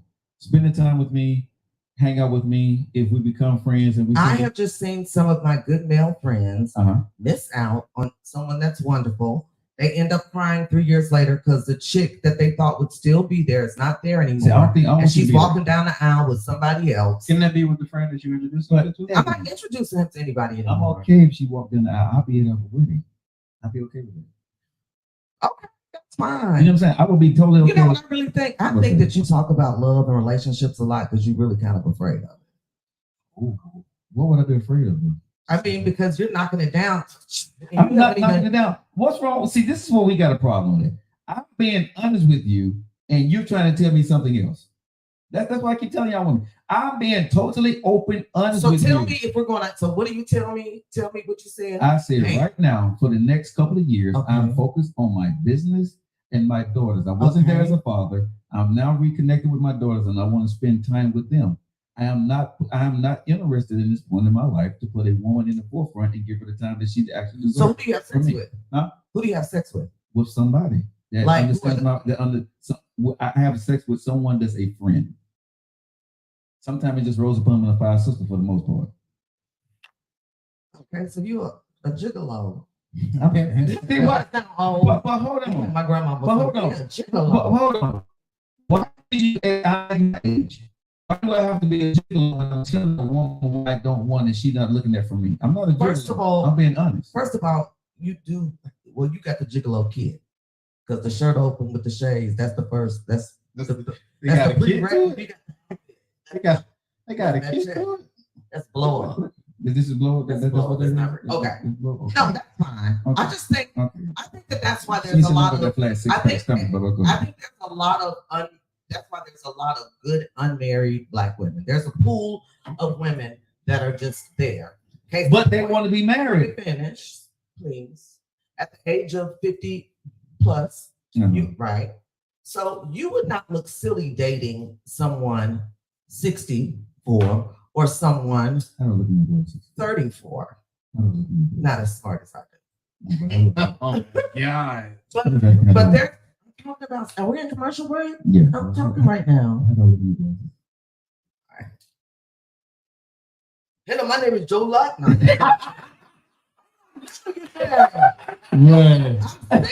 Oh my Lord. Relationship. And I'm Ebony Steele, and I'm for everybody getting married. And no matter what happens, I'm going to marry. Where's that voice coming from? And I would marry you twice.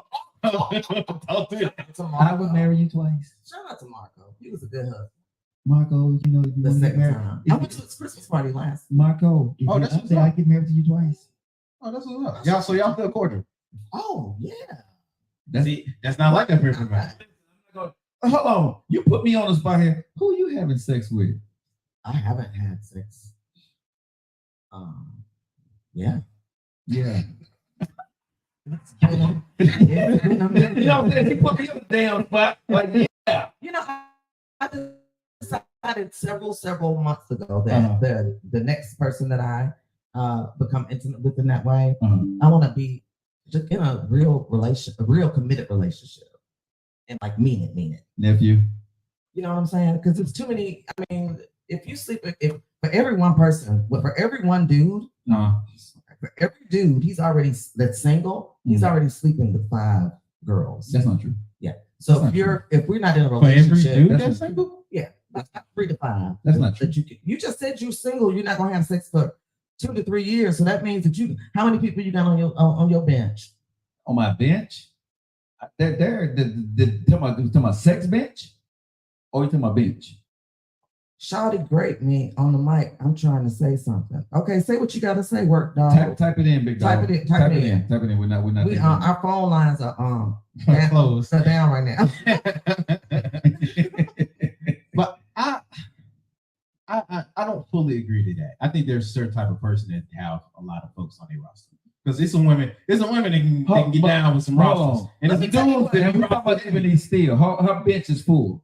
Her bench is not full. Your bench is full. Oh, well, first of all, like When you my came bench onto the is show, nice and neat and hold on. clean.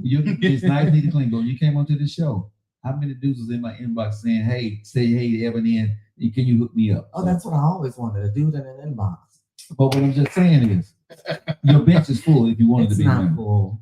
Well, sure, anybody can have a girlfriend or a boyfriend. What? No, depending on what you want. I get that just point. have, I I get just that have point. certain ways I want things to be. Yeah, like her thing is, if I'm seeing it right, you got interests in people that's interested, but you ain't got nobody that you I place like in the somebody. position. I like somebody to like me real hard.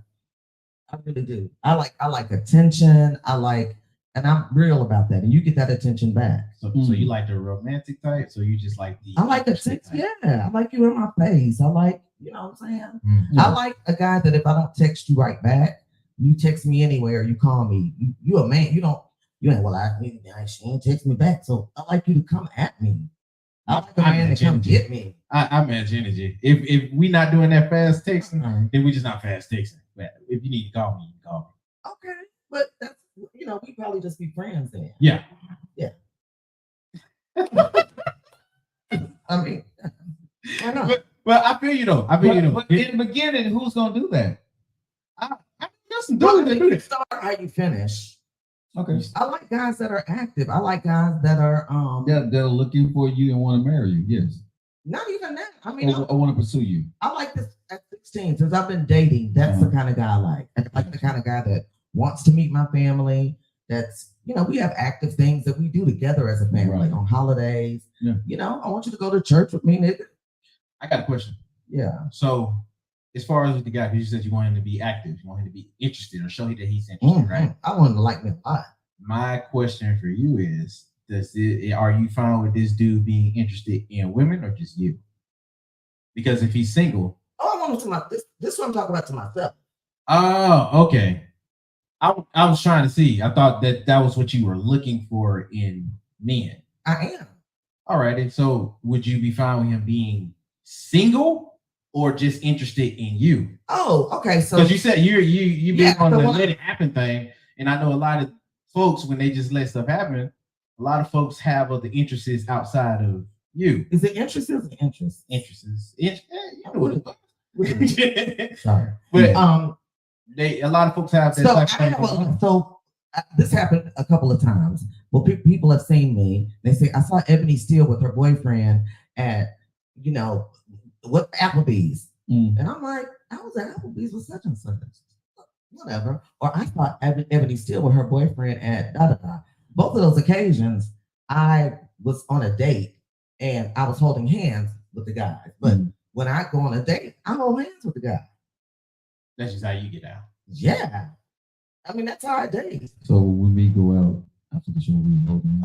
Oh, Dominique. Okay, somebody's saying let me in. So No, we're not doing that. We're not doing it because we just because they're going to come on there. Yeah, if they coming in over there, because when you let them in, they're trying to talk, and no one's going to be in.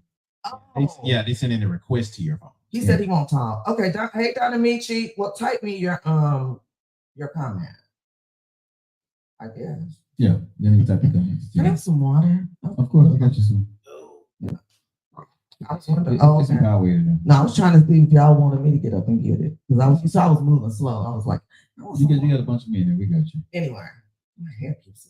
So yeah. So in 2023, what does love look like for you going into 2024? I'm about to drink some water. Some Powerade is good. You want grape or? It doesn't matter what flavor. Thank you, though. We got you. Going into 2024 for me, I have many things. Okay. So what does a relationship look like for you? Are you trying to find love in 2024? Okay, ask me one. No, it's the same question, but are you trying to find love in 2024? I'm available. I love love. So if it's available and it's right, I'm on board. Okay. I don't really say, okay, I'm not gonna do that. I'm gonna be, but I am gonna. I am not gonna. I'm not looking love. I am not gonna have sex for not a time limit, but until our heart agrees. A girlfriend of mine just got engaged a year ago. Congrats. So it's been a year and a half since her engagement. They're getting married in May, and they did not have SIX. Oh, that's what's up. Okay. That was mutually agreed, right? Yeah. Okay. That's what's up. I mean, but the thing I say about, honestly, at this stage in life, sex is not on my priority list. I want to get to know the person, seriously. So this is why I can be friends with so many females because I'm not sleeping with females, right? You just said you sleep with females. I said there's somebody that I have slept with from time to time. When's the last time you had sex? I can't remember. Days, week, hours? I don't remember. Hours? I don't remember, man. I mean, this quarter? It's been a minute. Before or after the Magic City Classic? It's been a minute. It's been a long minute. You just don't want to say. That's nice. It's been a minute. That means Like I said, it's been a minute. It's been a minute. Okay. You know what I mean? Since I've been with a woman, because I've chosen not to be with a woman. Okay, that's good. Be with yourself? Of course. Okay. No question. No, that was an honest answer. I mean, Sometimes you have to take care of yourself. listen, I'm my bath water, put the candles around. like I'm a priest. Like like I'm tired of no. But at the end of the day, I know what I want.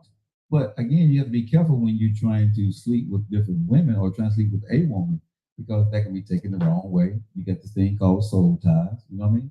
So at this stage, I don't want to mislead a woman. Yeah, I think it needs to be some rules in 2024. Well, I've got some of the rules. Exactly, Seth. Don't kiss and tell. Exactly, Spencer. There's nothing to tell on my side. Sorry. Oh, is that fasty? No. She said no. I don't know.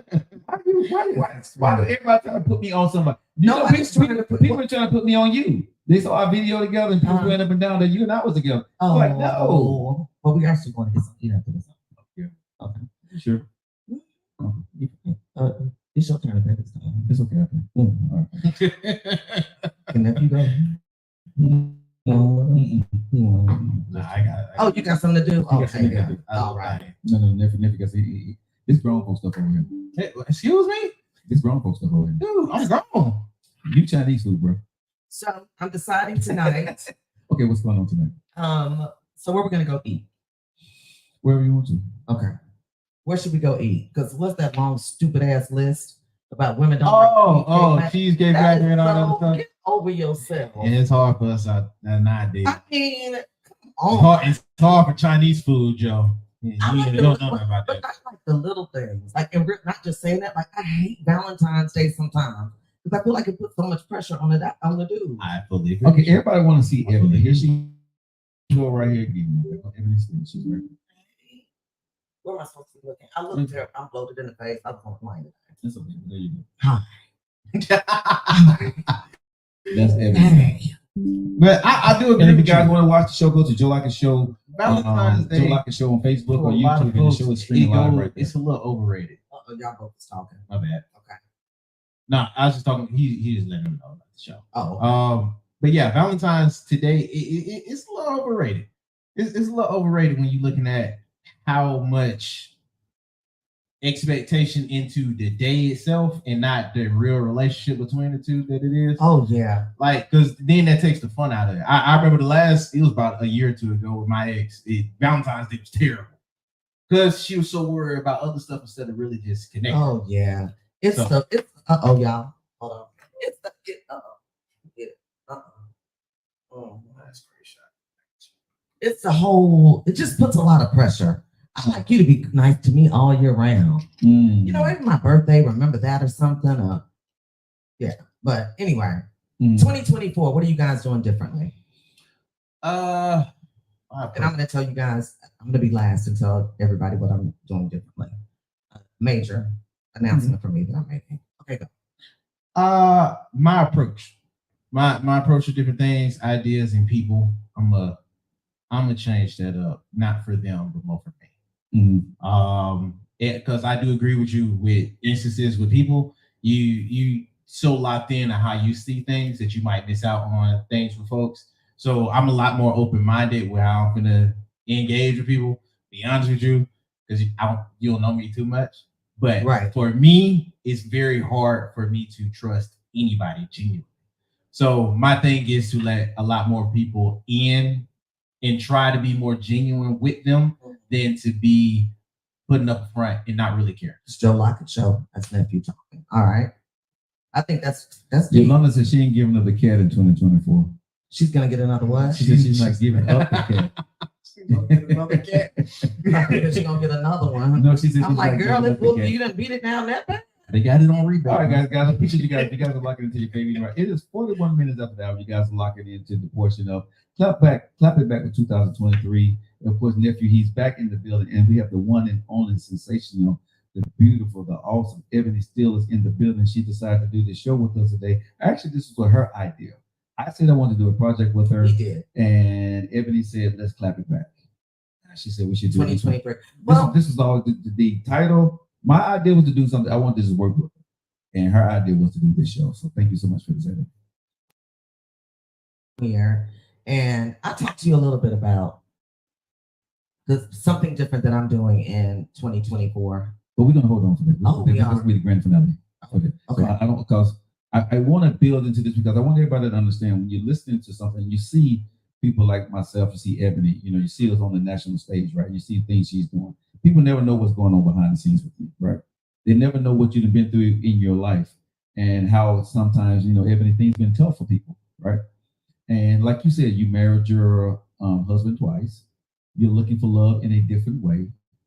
But as I talked with Ebony, we sat down and talked, man, her wealth of knowledge and what she wants to accomplish in 2024, the journey she wants to take with women and the journey that you've been through. I want to first congratulate you on your being a survivor of cancer. Thank you. That is something a lot of people don't know. That congratulations to all the survivors out there. And I've never interviewed you, so can I interview you a little bit here about that? How was that experience for you, and how did you get through it? Oh, how was breast cancer for me? And yes. How did I get through it? Well, it was very different for me. Everything changed all at once. It was right when I had gotten picked up to be on the Ricky Smiley Morning Show. So I was in Dallas, Texas, in a new place for 6 weeks before I got that diagnosis. So everything was new. Family was there. You always have to stay around positive people. And I'm telling you, getting your mammograms is very, very important. Make sure that we do that. And also, you want to make sure that the men that you also, the women that you love in your lives, make sure that they're getting theirs as well.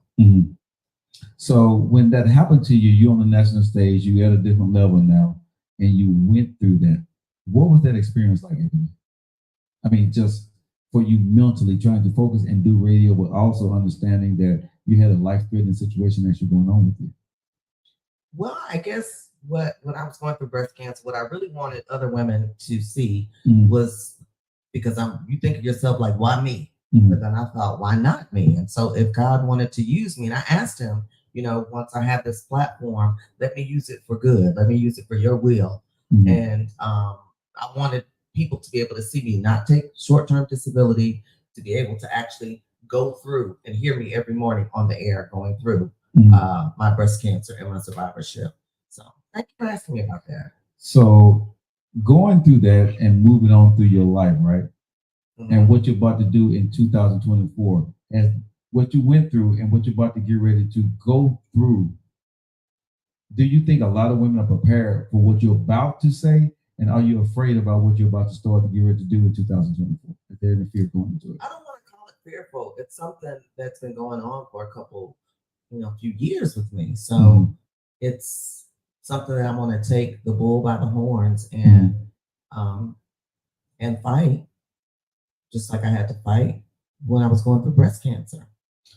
Well, with that being said, y'all, I told you guys earlier in the show, when we first started the show, that Ebony Stewart come on to the show, and she has something that she was going to tell us exclusively. She's been off the air for a while. She's been working on some things, and I know what it is.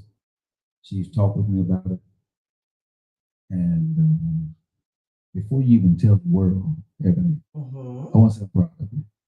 Okay, and I love you tons. I love you too. And I'm going to give the airwaves to you, and you can share your information with the world. Well, it's made a big buildup, and I'll just say it. In 2024, I have had some dry runs over the past 2 years, but I'm completely going to be sober. 2024. Okay, that's what's up. Yeah. And if anybody knows me or knows me well and been in my circle, one of my best girlfriends, we were talking, and she said to me, my hair was terrible. She said to me a few months ago, we were just talking about life and what we admired about each other, and things that just sharing some private, personal things. And she was like, Ebony, you used to really be bold, really be bold. You would do things that people wouldn't dare take a chance on doing. And I sat and thought that I really hadn't. What have I done that's really been bold? Mhm. And I think wanting to change your life in a way that nobody else, you don't have to prove to anybody else. And that's what I want to do, to prove to myself. And I want my father, my family, my loved ones, I want people to see a sober me. Mhm. And the reason that I'm talking about it publicly is I want to be accountable. I want people to see what God is going to do in me, because I know that I have his favor, and I know that he has told me in so many different ways that this is what you have to do in order for your life to be different. And if you want me to use you, this is what I need you to do. And, after you've broken a couple of toes, busted a couple of eyes, had a couple of dents in your car that you may not remember where it was. I know I'm not by myself, but I want to fix that part of myself. And I know that when I'm a sober Ebony, I'm a better Ebony. Oh, that's what's up. I fully support this. I had folks in my family pass away to alcohol. Mm-hmm. So you know what I mean. For anybody who, hey, whatever you want to do for self improvement, I'm big on that. I'm real huge on that. So hats off to you. Yeah. I to much better Ebony. I like it. Yeah, well, thank you. So it's been a long time coming for me. And one of the things that I think about, and I'm really going to talk to a lot of young ladies about this. So I went to a HBCU, former HBCU queen. That's neither here nor there. But, okay. Right. But over 90% of the rapes on college campuses involve alcohol. I was spared my life with breast cancer. And then once you have that risk factor of cancer, you even have more of a chance of having cancer come back with alcohol. So why would I do that to myself? I feel you. And there are a lot of people, i.e. Chrissy Teigen. I don't know if you remember her, John Legend's wife. Mm-hmm. You see her back in the day on that line, and she's tipsy drunk. And there's a book that I read, a program that I've actually done myself. And that's what has had her clean for over a year. And so when just being in radio and being in TV, the social part of it, if you think about it, alcohol is always there. Easy. When do you watch a movie, any movie, and no one goes to a bar? Mhm. When do you watch any reality show and the housewives are sitting drinking liquor? Oh yeah. And let me say this, I'm not being a prude about it, but my mission is to help anybody that wants to quit, anybody that wants to stop drinking. If I could drink and kick it like everybody else could with no consequences, believe me, I would. But I've tried it too many times in too many ways, and I've got to do it for me. Can I ask you a question? Yes. When did you know it was a problem? I knew it was a problem when I began to make everything that I did about having a drink. Even my day. Okay, I have to do this at 12 noon. I have to do this at 2 o'clock. Okay, I can't be tipsy by 2. It gotta be, but as soon as that 2 o'clock meeting, I can have a drink before I gotta be there somewhere at 6:30. I would plan my day around that. That's when I knew it was a problem. It was I never was one of the people that had like the shakes. And there are people that have had that. I just have had an addiction that has been tough. And then I could go 90 days. Okay, then all right. Then I could go 2 weeks. Then it was always these different types of binges. And over the past 2 years, I went away and got some help about 2 years ago. And I've had some, what they call lapses. You can call them whatever you want to. I don't believe in alcoholics. I don't even think that's a true word. I think it's a marketing tool that a used back in the day, because there's no cigaretteaholic or no heroinaholics. You know what I'm saying? And the whole thing, once an alcoholic, always an alcoholic, that's another ploy to keep you in that cycle of why would you continue to say that? No, I was once addicted to alcohol. It doesn't have to have a name. It even has funny names like sexaholic. That's not a real thing. So alcoholic are people that I think when you go to meetings and they make you say, hey, such and such and I'm an alcoholic. No, I was addicted to alcohol. And these are the steps that I'm taking to cookies. That don't make you a cookie-holic. I used to eat cookies all the damn time. Right. You know? So I just want to be responsible for myself and making myself a better person. And I think one of the toughest things, and you guys let me know out there that's watching everything, have you ever, it's funny at the time, but have you ever been tipsy or so, no, that's good. You can drunk or out of it that you don't really remember the night before. You don't remember. We laugh like, I don't remember driving home. That's not really funny. Or, my sister's wedding or a graduation. So it's like, hey, wig dog, go to hell. She said, Ebony, I'm finna call you out. Let's go have a drink. And here's the thing about it. Being around alcohol doesn't make me want to have it. It's a whole totally different thing. Okay. But yeah, have you guys had nights to where you don't remember what happened the night before? You might see pictures. It was a special night. And not even, let me also tell you the truth about, thank you so much. I mean, just, you ever drunk texts? And then, or you got this number in your phone. I've even made a really strong appointment with someone that I wanted an appointment with. Saw them at an event one night, had, too much to drink. They called me the next day, like 12:02. Where are you? A word? We had made plans for lunch. I'm not laughing. I'm not laughing at it too. I didn't seen people, and I interacted with people that had the same instance. Yeah. Like I dealt with it from so people don't, realize that it's really tough. And one thing about alcohol is with women, I need all my women to hear this. It's not forgiving for us. It's not funny for us. It's not, hey, what's up, Detroit? It's not cute when we're the drunk girl at the party. When the dudes are, okay, it's all right. His boys got him, whatever. He's man. He's a manly man. And that started back when we got pressure in the 40s. So first of all, it started in the 40s. Black people weren't even admitted into it into the 60s. Let's talk about that. And what it was really meant for was for white corporate men to be able to stop drinking alcohol. It was never meant for us. It's a reason why we feel like crap in the morning. It's a reason for that. Once again, Ebony Steele's decision is to do her best and ask for your prayers and uplift. I try to uplift those that actually want to try not to drink anymore.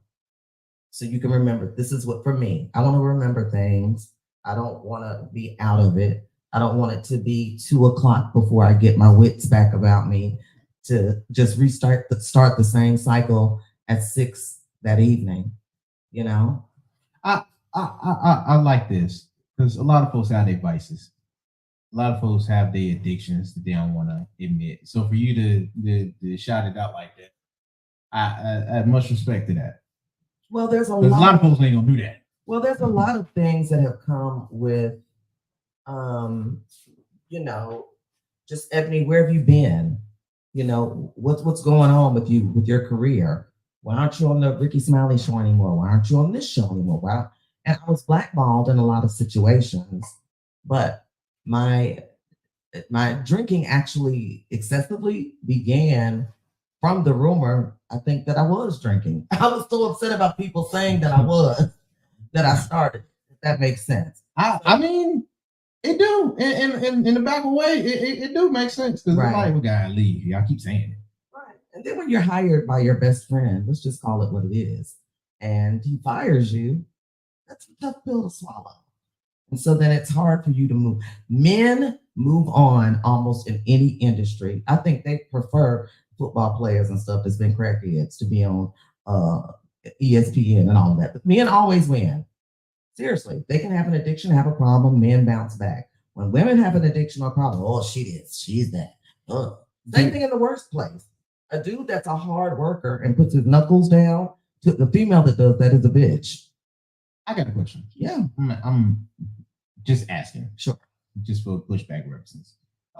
Is there any instances that you can show examples of the same thing that you just described, the difference between how a man can do something and have these type of vices, have these type of issues and bounce back versus a woman, and what's the stigma and the label that she's gonna well, we could go way back and talk. What's his name? Please, you may have to fact check this. What's the former old mayor of Washington, D.C.? Was it mayor? I don't know if it's because it's Washington, D.C., but a year. Oh, it was a long time ago, but he was caught with crack in a hotel and he was reelected. Women that have addiction problems just aren't looked at the same. They fall by the wayside. They may be the Amy Winehouses, may she rest in peace, but sometimes we don't get that second chance a lot. Okay, dokie. It's Marion Barry. Thank you so much, Ty's wife. Marion Barry. That's his name? Yeah. Marion Barry. Look at see. That's just a couple. That's just, and I mean, don't get me started in it. But women are just looked at differently. If think about if there's a work party, a Christmas party, right? A man and a female on the same exact level, both stumble out of the party drunk. Who's going to be talked about? Or let's say they even have sex. Who's going to be looked at the worst? The female.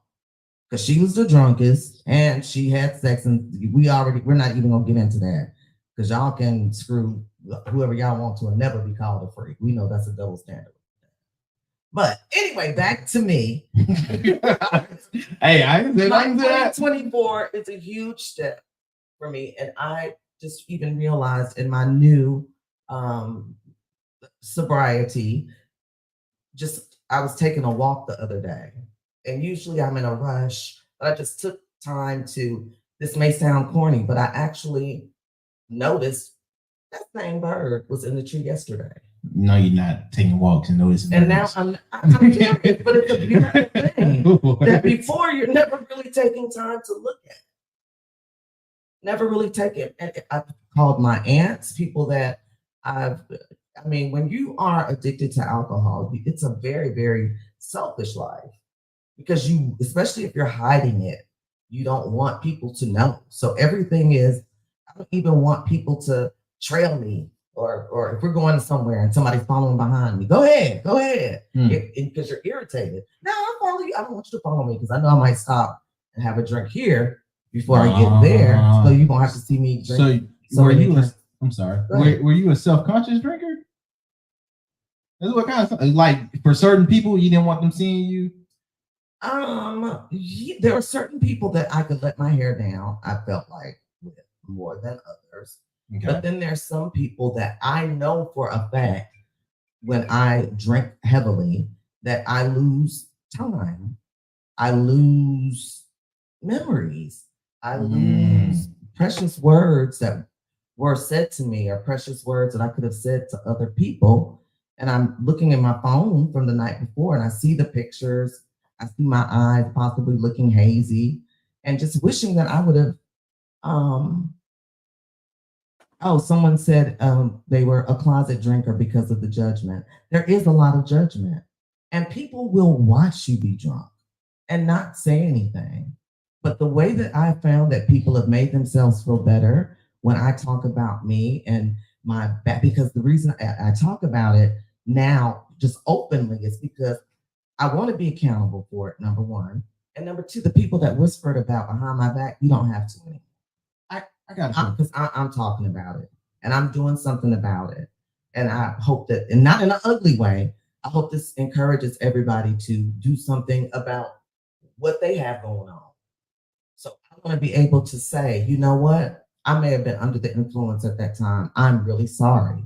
I want to not have to tiptoe around it, or people have to tiptoe. They know the rules. My family, my sister, they know you can drink around me. It has nothing to do with it. They got a new line of alcohol, y'all. I don't know if you know it. It's a tequila flavor, a vodka, and they have a bourbon flavor, right? What? Because what it tastes like is like a flat Pepsi if you like Pepsi, or it tastes like I can't get down Mr. with Pibb if bourbon. you like Dr. Pepper. Yeah, I can't get down with bourbon. It got that little twang. I love you too, Will. That's my Will. Hey. What else? Another good question. No. Once again, Ebony's still here on the Joe Lockett Show. We want you here every day You're from 4 to 6 Central Time. I'm going to be joining him from time to time. We're talking about 2023. Why are you just standing over there? You going to take pictures? Okay. It is about you, Mr. Joe Lockett. Okay, I got it. And so we were talking about 2024, and me and him, we've worked together on a project over the. I was like, I want to talk about it. I want to talk about me and me at least trying to live a completely sober life so far. And when I do have I have found when I've had my sober, I call them dry runs over the past 2 years, where I've had runs where I try to just don't drink, and I feel that I have hope. I have become hopeless. I had become just really almost shameful because of things that were being said about me by friends, by people that I thought cared about me. But I don't really care about any of that now. I want to care about myself. And I want my mom didn't see me sober. I want my father to be able to see me sober. That's what's up. Yeah. I want to not be afraid of myself. I want to trust myself. And that's why I'm doing that. Any questions? I'll answer any questions if anybody has them. I got one. Yes. My question is, because I hear all of that, and I'm super big on it. Super big on it. My question for you is, or do you remember what kind of, because you said there was some that you can lay your head down on and your hair down on, and there was others where you knew it would take time. What? Take time for what? No, I meant like take time away from moments and opportunities. Right. But my thing was, do you know what kind of drunk you were? What do you mean? Like, you know how some folks be like, oh, you're the talkative drunk, or you're the talkative high, or you kind of like the rousy or aggressive one? I'm very aggressive. I'm aggressive. I'll curse people out. Then my question, then don't remember. Then my question for you is, because I interacted with a few aggressive types, especially when they get to the inebriated points. Right. My thing is from the other angle, because you said earlier, some folks would see you drunk and don't tell you. For me, why I didn't do that was because when I interacted with them, their aggression was met with hostility. I can understand that. And it was hard to try to help somebody I care about get out of their hostile ways, even though I know they didn't mean it. But when they come out in those type of ways, it's hard for me to still be or patient with it, if that makes sense. So if I'm not able to be patient with you, for me personally, I can't handle you right, because you're gonna get me out of place. It's very tough being, and I'm sure you all have, witnessed or been around somebody that's intoxicated and you're not, or maybe you're, and it's annoying. And so that makes it very, very hard. So this is like to me, this is kind of the psychology of someone addicted to alcohol. So when that happens, in my mind, I'm like, I'm not drunk because I don't want you to know that I really am. So then that starts an argument.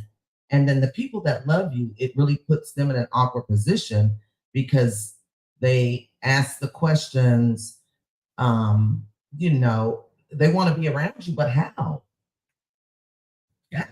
Every time I go with this person somewhere, I know she's going to start a fight. She's going to flirt. I'm not saying this is me. I'm just saying in general. Yeah, in general, just examples of people that have dealt with it. or just, I mean, especially me being somewhat in the limelight, so embarrassing to, because if you know my heart and know who I am, just seeing someone, Ebony, don't you remember me from? Well, that's homeless. Don't you remember from the such and such? We danced to such and such. They'll show me a picture, and I may not remember it. That I have lived in 3 cities over 4 or 5 years, but still, those I want to be present, more present, and I know that for me, that's what it's gonna take. Yeah. And I'm with you on that. I know a few folks where somebody said they love you and they appreciate you for sharing and being brave enough to tell your story. Yeah, yeah. Well, thank you for letting this Joe Lockett be a safe space for me to do so. And if people want to, side dude tag right now. As he enjoys his wine, his Powerade is good. But yeah, I just that's me. That's 2024. And what I encourage you to do, and it doesn't even have to be way into 2024, grab hold of those horns of something that you want to tackle and just go for it. If you miss the mark on January 1st, get up again, try it again January 2nd, January 3rd. Keep going. As long as you keep on and you keep moving and keep trying again and again. And this is something that I want to get right publicly this time. That's why I'm talking about it. And if I don't, guess what? I'll get up and try again and keep going, because I want to make my life better for me, and it could be anything. So whatever your story is, or I'll call it your storm, whether it's a hurricane, tsunami, whether it's a thunderstorm, and I mean, whether that it be ho-hos and cupcakes, whether it be other women you need to stop screwing, whether it's other men you need to stop screwing, whether it's addiction to drugs, whatever it is, porn, whatever it is, just take one day, one step at a time to attempt just to make yourself better. There's no wrong answer when you're trying. One thing that I have done over the past few years, and I really regret it, is that I was paralyzed in fear. Don't ever let fear paralyze you. Let it push you. You're afraid of something. What's the worst that can happen? You're already scared of it. If it's jacked up, just try anyway. What's the worst can happen? It's already jacked up. Just keep on trying one more time. There are people that have told me, or naysayers, that you don't have it anymore as far as TV, as far as radio, your personality, the this, the that. One person heard that I may be drinking too much or this, but guess what? You don't have to hear it anymore. I'm saying it, I'm talking about it, and I'm tackling it and working on it too. Y'all niggas work on them hoes. And one thing I love about it, you are owning and you are taking over your own narrative. You're not letting the internet take over your narrative. Thank you very much. We can talk more about it. When I come back, I'm not coming back next week. Yeah, well, you come back whenever time. What have I told you? Me cost of 2 costs. My house is your house. Can I tell them how they can follow me? Of course you can. And if you want to talk to me about it, because I know some of you guys have the issues right now. And I had to even get some of my friends straight. Stop trying to make sure that you're just not as tipsy as I am. If you think that you have an issue, let's work on it. If you want to, if you can drink and be merry and live a happy, do that by all means. Like I said, I would. I just can't anymore. I'm Real Ebony Steele on the Instagram. On the gram. And it's Ebony with a Y. No, we got your paper. Oh, we got paper. Okay. Yeah, we got you. Real Ebony Steele. On Facebook, I'm Here you go. Ebony Arrington Steele and Ebony Steele. Oh, I'm supposed to write it on here. Yes, ma'am. Absolutely nothing beats a failure but a try. That's great. Continue to manifest your journey. You do the same thing, Kimberly. Thank you very much.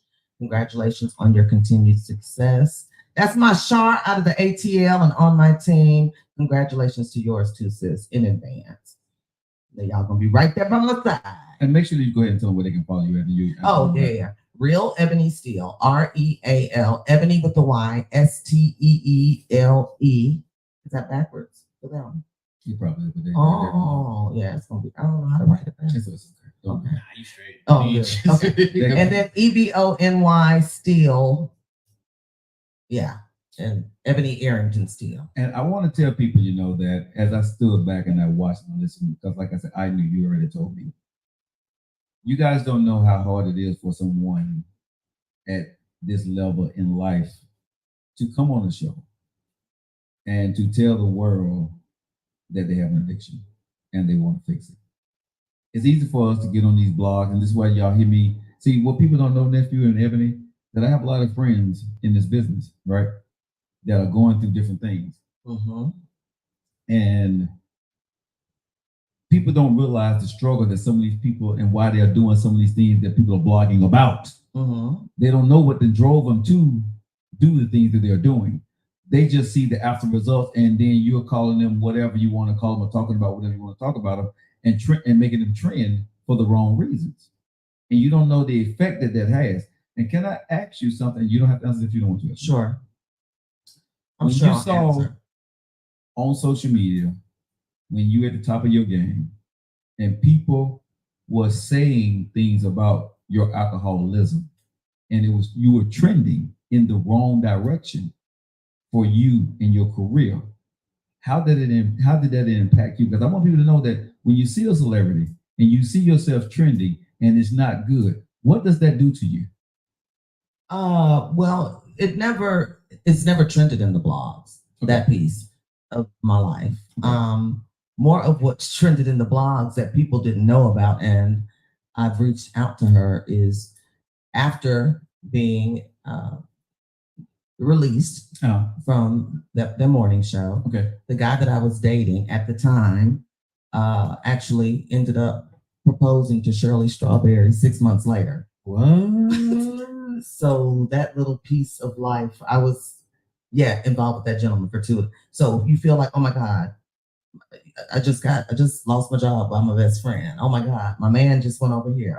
So it was a lot coming at me at one time. And that's something people didn't know. People really didn't know that. People didn't know that. Like I said, you told me. Well, some people it's not anything to even. Well, yeah. He proposed to me too. I guess I would have been wife number 5 because I guess he wasn't married to them. I don't know. Anyway, let's move on. Let's move on to something. But here's the thing, though. I want to commend you, Ebony, again, for what you are doing, because it takes a lot. Number one, to go through this yourself, and then go through it in public, knowing that the scrutiny that can come behind it. But what I love about what you said is, because this is the kind of dude that I am, I want y'all to hold me accountable. Oh, I want you to hold me accountable. I want to hold myself accountable. And I may fall off, but I'm going to be okay. I get back up and I want to try it again. I'm not going to be perfect. That's what the Joe Lockett Show is all about. This is your journey. Absolutely, it is. And it's going to be your journey, however ugly or pretty it is. And one thing I want to tell you from your boy over here, I got you. You know what I'm saying? I'm going to support you. You know what I'm saying? That from day one until now, I've always supported you. I was a fan before. I'm your brother now. And if from whatever you need from me, but you already know this. If you call me, you text me, I got you. $50. I got you. Thank you. You know what I mean? Just as long as I text you $50, you get me back to on time, Jimmy. So long as we got each other. Yeah. After that, I got you. Just locking in right now. I told you guys. I told you guys you wasn't going to want to miss this show. The one and only Ebony still has announced, something. If you want to, we're not going to go back through it again. It's a little boring stats. If you guys want to go back and check it out on Instagram on Real Ebony Still. You can check it out on YouTube on at Joe Lockett Show. And if you guys want to follow her journey, because she's going to be documenting, she's going to be journaling, she's going to be putting it out there on social media. So make sure you guys, and I want you to do this for me again, Ebony. Go ahead and put your social media out there, because I want you to follow your journey. So where's your social media? Social media, Ebony, always within a Y. It's the old school Ebony. Don't ever put an accent mark, an I, or anything. Okay. So on Instagram, Real Ebony Steel, and it has the E on the end, STEELE. And on Facebook, I'm Ebony, EBONY Steel, and also Ebony Arrington Steel. Follow me on both of them. Okay. All right. All of them. So make sure you go out there and follow the one and only Ebony, man. And let's make sure we keep her in our prayers. And when she falls down, we're just gonna kick her behind and help her get back up. If she falls down. If she don't fall down, we just gonna continue to carry her. But again, what I love about what you're doing, and I say this from the bottom of my heart, you're letting people know that you're human. And at the end of the day, this ish is not going to be easy. No. It's not easy. You know what I'm saying? And it's going to be a journey that you're going to have to take. And I was transparent on the show a couple of weeks ago before we went on holiday break. I said to people, I don't know what the hell my second chapter going to look like, right? But I'm being honest with people that this is what I want to do. This is what I'm going to try. I don't have the right answers, right? But we're going to try to do something different than I did before. I'm going to try to be a better person than I was in 2023. I've been divorced twice. I've been through my trials and tribulations. And I think Ebony, nephew, and I, all we're asking you guys to do is stop with the BS. Be who you are. Love each other, and let's show love and support for each other and stop with the vitriol that we have so quickly when you see something on social media and you jump on the bandwagon of what somebody may say, because you don't know what actually caused that. You don't know what actually these people are going through. See, that's why I told y'all, nephew, we've said this many times on this show. I know a lot of people, right? And I know some of their stories. And that's why y'all don't see me report on a lot of this stuff out here in social media, because I know what maybe it caused or what they've been going through. And when you see these people, you know them up close, they're human. They're human. And they have lives, they have families, they have kids, they have moms and dads. What if that's the job? See what now? What if that's the job to talk about it though? I mean, it's how you address it. But I think how you address it. Evan and I've been in this. How long you been in the radio business, Evan?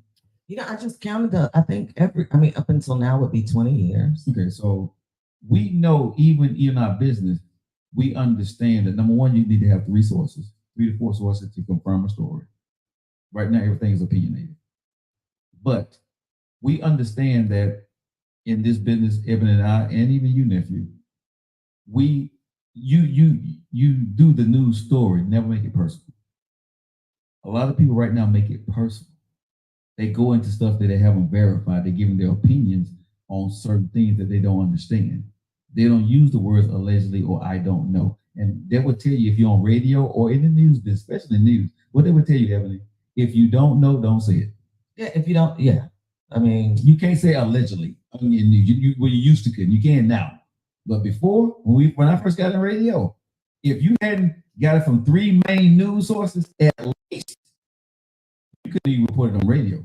Yeah, you want to, or at least you want to, or you cover yourself by saying, ABC or sources or reporting from blah blah blah. Right, and people don't care now. People are just, it's a lot of hatred. It needs to be more. I know it sounds just really trite, cliche, right? Yeah, just cliche to just say love, but I really think it's just everybody needs to chill and relax. Everybody's so mad about something. When you're driving, I think we should just have rules. Let one person in. Just let somebody. You ain't going nowhere.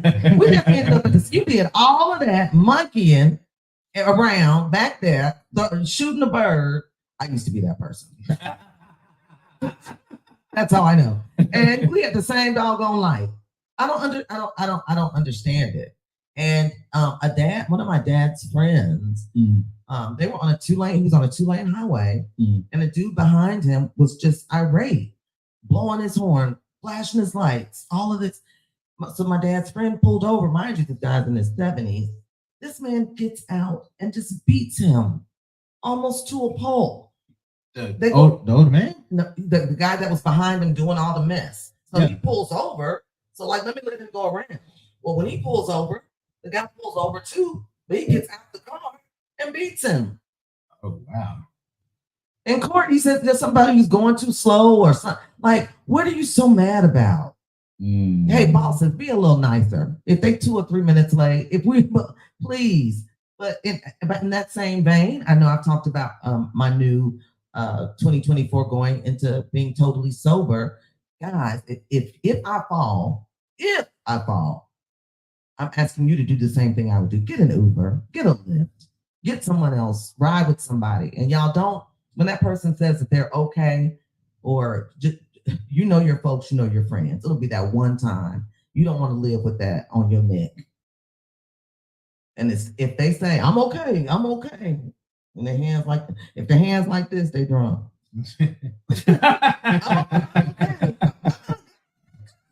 Right. Yeah. Now let me That's ask the you universal. I'm okay. Are you okay? You now, Mhm. if you fall, are you okay to listening to people around you now? Yes, certain people. Certain people. Because you got to know now there's an equation here, people. I've got to remember the people and how they may have treated me before, during, and afterwards. Okay. And I also consider, like, I don't give advice on kids. I don't have kids. So when everybody kind of wants to, and the thing about when there's an addiction issue, with, like I said, I'm coming out about being addicted to alcohol. When there's an addiction issue, people closest to you love you the most, but their advice can be the worst because they love you. Almost like when you dating somebody and you know that the dude then slapped your sister, you can't look at him again the same because you just can't look at it with that same eye. Right. So the advice that my immediate family and my close friends may give me may not be as life-changing and as valid as a therapist or somebody that I know. You know, I went away 28 days before, and it's a big difference in that feeling than being around your family trying to tell you what you got to find a replacement. Just color in the color book or just shut. That's not going to do it. Everybody's is deeply rooted in something and different. Some people like it to numb themselves. Some people actually just like the taste of it. Some people, it's just a habit that they don't want to do anymore. But if you in any way feel like you don't want to be a part of an alcoholic life, and I hate to use the word alcoholic because I don't believe that exists. I believe you can be addicted to alcohol. But do you know that there are some people, and I want anybody just to send me just a thumbs up or whatever, if you can relate to this. I've looked up before and I realized that I've been with someone before, and the only thing that we had in common was the fact that we drank. Or think about this. It may even be smoking weed. Think about this. There may be a person. Can you think about a person that you've been with before that's really the only thing you had in common? So if you remove that element, what really is there? None. It's none. That part for real. I know, Shar, that part. You have to stomach. I even remember at one point, I'm like, why am I drinking everything? He's coming over. Let me get the drink. Because it's a dude I had just stopped liking. I didn't like him anymore, but he was a nice guy. But I had to numb myself to make, be able to be around him. When you got to the point where you were, drinking often, what was it for? Was it something from the past, something you were dealing with, or something you didn't want to face? It started out just socially. Okay. It was just the fun, thing to do. And then I can remember, moving to Dallas or being in Dallas, the group of people that I kind of hung with, we were all like radio people. So think I was a morning show. So my hours were 6 to 10. I get off at 10 in the morning, 10:30, we go eat brunch at 11:30, you know what I'm saying? We have a drink at brunch, and then it's just the rest of the day is cool. You got all day to get yourself together, go to work the next day. But I think I really realized it was an issue when I started drink, because at first it would always be in the company of other people, but started what's this thing? Doing it by myself, drinking by myself, hiding it. If I had to have an event that evening that I had to host at 7 p.m., I make sure that I drank or make sure I stop by 3 so I can sober up to be able to present myself at 7 so I can drink again. And I think that my lifestyle and what I did for a living really did not, there was no corporate, I was a pharmaceutical sales rep before. My degree, my BS is in mechanical engineering. So I know about pencil and paper and admin work and having to add up numbers and spreadsheets. In radio and TV, there's really none of that, where you have to focus on something, that tedious. So it was just, kind of a party. Wow. You owe me your drink. Okay, I'll have one. And if you're looking to start, ginger beer is awesome. Ginger beer? Ginger beer is awesome. That's my go-to. It gives you the fizz of ginger ale, and ginger beer is what if you ever had a Moscow Mule, it comes in that copper cup. So the only thing that makes the Moscow Mule is when they put vodka in it. Right. So, but by itself, it's like a strong ginger ale making burger. Yeah. And here's the thing: when me and Ebony first met, that's the first thing we had dinner with some friends. Yep. And because we just had finished working. Yep. And the first thing she said, I want to get a ginger beer. Yep. Right. Mm-hmm. And I didn't know what none of that was. Mm-hmm. You remember? I do. And then the second day we was working together, and then we sat down and we went to a Mexican restaurant. Mm-hmm. And then you and I sat down and we had a talk. Yes. And you asked me to marry you, and I said not yet. That's all you come on. But if you think, challenge yourself, this guys in 2024, right. Even when you go into the new year, if you want to. I'm not mothering anybody. Drink. Yep. Somebody said, Deborah Archie, drink ginger beer is good, and you can pour it. It looks like it has it's really good. And see how many of those you can drink before you have an alcoholic beverage, and you'll be surprised. You can sip on that for a while. I'm talking about a way that I kind of weaned myself off to be able just to enjoy that. And before you know it, you are, Is it tough? Yes. Is it? Do you like crave it? It's a habit. I mean, it's a habit. But can I ask you? I don't know. What is that like? Okay, so you can, but you don't. I can't. Okay. So what is that? What is that like? You round people and you want this, but you don't do it. Is it really tough for you to? Well, it's a trade-off. Okay. I have my mind back. I have my emotions back. I was, irritated. If when you are addicted to alcohol, the next best thing is another drink. Okay. So if I'm sitting at a dinner table with a bunch of people that I don't need to seem like I have an alcohol abuse problem with, I'm going to be agitated and irritated after a while because why is this taking so long? Why? Which is not me. I give people time. I'm courteous. You know what I mean? Mm-hmm. So it makes me edgy, agitated. You wake up, or I would with a hangover. And I'm a small person. I'm not that big.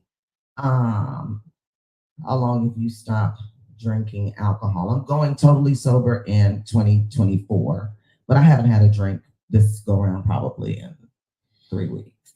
Okay. No, deciding if I'm gonna have one before the new year, but I don't need it, so I'm okay. I really am. Okay. Yeah. Gary Bernstein, hey, so proud of you, Ed. Thanks, Gary. Ooh. Thanks for all your uplift. I don't drink, so that's a good go-to. Yeah, when it's just a habit, and also it's like a hand to mouth. If anybody's ever been addicted to cigarettes before, it's a hand to mouth fixation. When you're at a bar or if you socialize a lot, single, it's the, hey, can I get you a drink? It's mentioned every day. There's not a day that goes by you don't hear it in a movie, see it in a movie. That's the icebreaker. Live it in real life. Yeah, alcohol is just always available. And when the most uncute thing is thinking that no one knows that you're drunk when you are. Or like I said, not having memories, not remembering important people, places, and things. I remember when you told me that, Ebony, and I looked at you and I'm like, huh? Yeah. Because I've known you for a while. Yeah. We got to work together a few months ago. Mm-hmm. I did not know when she said to me, there are things, Joe, that I cannot remember. They're fuzzy. Because people don't realize, when you're in front of certain people, you put them at a certain level, you put them on a pedestal. Well, you was on a pedestal to me. Well, you can still. No, you're still on that pedestal, period. Don't get me wrong, I'm not taking you off of that. But what I'm saying is when you said that to me, it was shocking because I had no clue. Well, I know how to, there are people I can look at right now and be like, they gotta.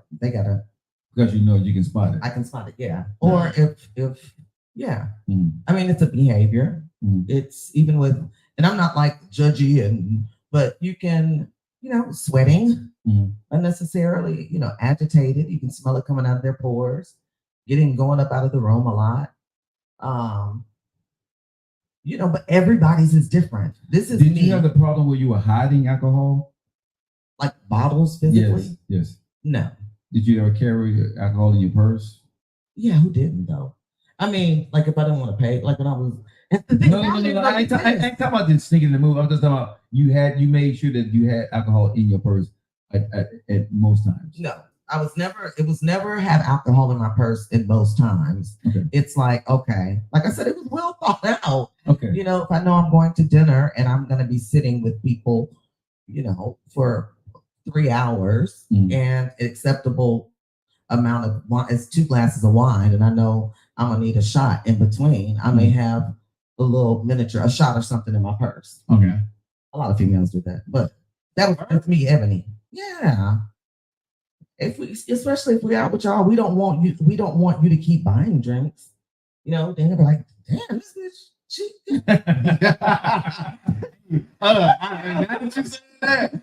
Man, I know I can y'all getting the real Ebony Steele right now. But it's true. You want to be courteous. I don't want him to be like, dang, she just. And I drink Grand Marnier. Grand Marnier is my drink of choice, which is expensive. Look it up. Look at the the average shot of Grand Marnier in a bar. Okay. So if you have 3 of them, if they're $15, right? I don't want to hit a brother up for $45 just on me, right? Right. Look at you being all considerate. Yeah, man, so I wait for you to go to the bathroom. I'll be like, yo, give that tequila. I would do that, really real quick. I don't want him to see me. I've done that before. And then you put it on your tab? Yeah, it's a whole nother transaction. Wow. It's the thing when you're trying to conceal something, that's why it always comes to the light, or something is wrong. Because when you're not doing things proper and in order, they don't seem proper and in order. Right. Why is she agitated all the time? Why is she late all the time? Why is she? Most women will what? Well, I see you say most women would, but yeah, you almost. And then you want to conceal it on your breath, and then I was on TV for heaven's sake. I didn't want to look sleepy in the mornings, and so it would be. But the best, there's a female that I saw, I think either on Instagram or TikTok. She did a morning show, and she's talking about the exact same thing, Ebony, that you did. She said she was drunk in the morning on the show. She needed it to get through the show. Okay, take that back, nigga. I never said I was drunk at work. No. I was one thing about me. I was never drunk at work. No, I'm saying, but she said that she was at work, not you. But since she said she was. Well, I believe that can happen because I know a person that had late night drinks one night and was speeding on the way to work in the morning and got pulled over and still blew because they were partying until like 2 or 3 o'clock. And the one thing she told me, that's possible, right? And the one thing you did tell me, right? You're like, Joe, I never mixed business with players. Never. You said it was always, whatever you did was always on your personal time. I think you did tell me that. But this female, what made me think about it, because she's a female in radio and she's coming out, I can't remember her name. She's on the morning show. And she said she needed that to get through the morning show for everything she was going through in her life. For her to have that energy, to be that person on morning air, to be that yay person. She was actually a functioning alcoholic on air. So for me, I think, alcohol used to be a fun social thing. But then when I found myself using it to cope, you don't want to, that when people are using cocaine or heroin to cope, you don't want anything that is, if you don't have it, you kind of go crazy. And when I'm just a better person. It takes 72 hours really for alcohol to get out of your system, right? So if I have a bad binge or a bad day, I may not drink for 2 days and I'm good. But it takes 72 hours for it to get out of your system. So I was either going into it, in the middle of it, or coming out of it. Like whenever I really sat, and that's when I really had to take a look at myself 2 years ago. And it started at the top of 2022. My last question to you is this. Yes. Were there ever any friends that tried to come to you and tell you that you had this problem, but you didn't listen? Sure. Wow. Sure. But I don't have a problem. So why are you coming to me and talking to me about it? I mean, that's what do you mean? Or, okay, you're right. I had a bad night. I'll do better next time. I know that embarrassed you. Or, So with people going through this right now that listen to this show, Right. they have the epiphany of this, what would you tell that friend that's trying to help their friend right now? Should they stay with them? Because you was in a state that you wasn't listening. Can that friend help that friend, or they have to let their friend go through that journey? you're gonna have to let that friend go through that journey. But because when you are addicted to a substance, mine was alcohol, mine was alcohol, I'll say that. You are trying to conceal it, especially if somebody, you're a little kid, your mama asking you every day, you brush your teeth? You brush your teeth? You're like, no, you don't want to. It's irritating because you ain't brush your teeth that morning, and mama's gonna be mad if you do. So when people come at you, when you are either thinking you're concealing it or you're trying to hide it. Well, people had a lot of questions even about Tiffany Haddish recently, right? Allegedly had an incident and had a DUI. Oh, excuse me. And a lot of people are like, why did she have somebody drive her? That's crazy. That's this or that. Well, when you're addicted to alcohol, when I talked about those 3 stages of either going into it, in it, or coming, you don't feel like you're drunk sometimes. Really? Oh, I'm good. I got it. Or you've been driving around, and been able to be cool with it for so long that it's cool. So that's my 2024. I think we're way over time, Joe. We are, but I wanted to make sure that you got everything. You were able to answer all questions there. Yeah. And I want to tell everybody, thank you so much. And in your 2024, going into whatever you want to do, clap it back and moving into 2024, y'all. Make sure you be the best you, and make sure that you love each other. You take your time and work with each other. Ebony, my sister, my friend, thank you so much for coming onto the show. Right there. I love you. Nephew, thank you for rolling into 2024 with me, even though we fight like hell. I appreciate you guys. Ebony, is there anything you want to leave with the audience before I close it out? No, I think we said it all. We're gonna leave it on that note. All right, y'all. Y'all know how I do it on the Joe Lockett Show. Jitim, Demo, I months. If the did, but that's all that means. Me, your boy Joe Lockett, love you. You guys stay locked in. We'll see you guys next year.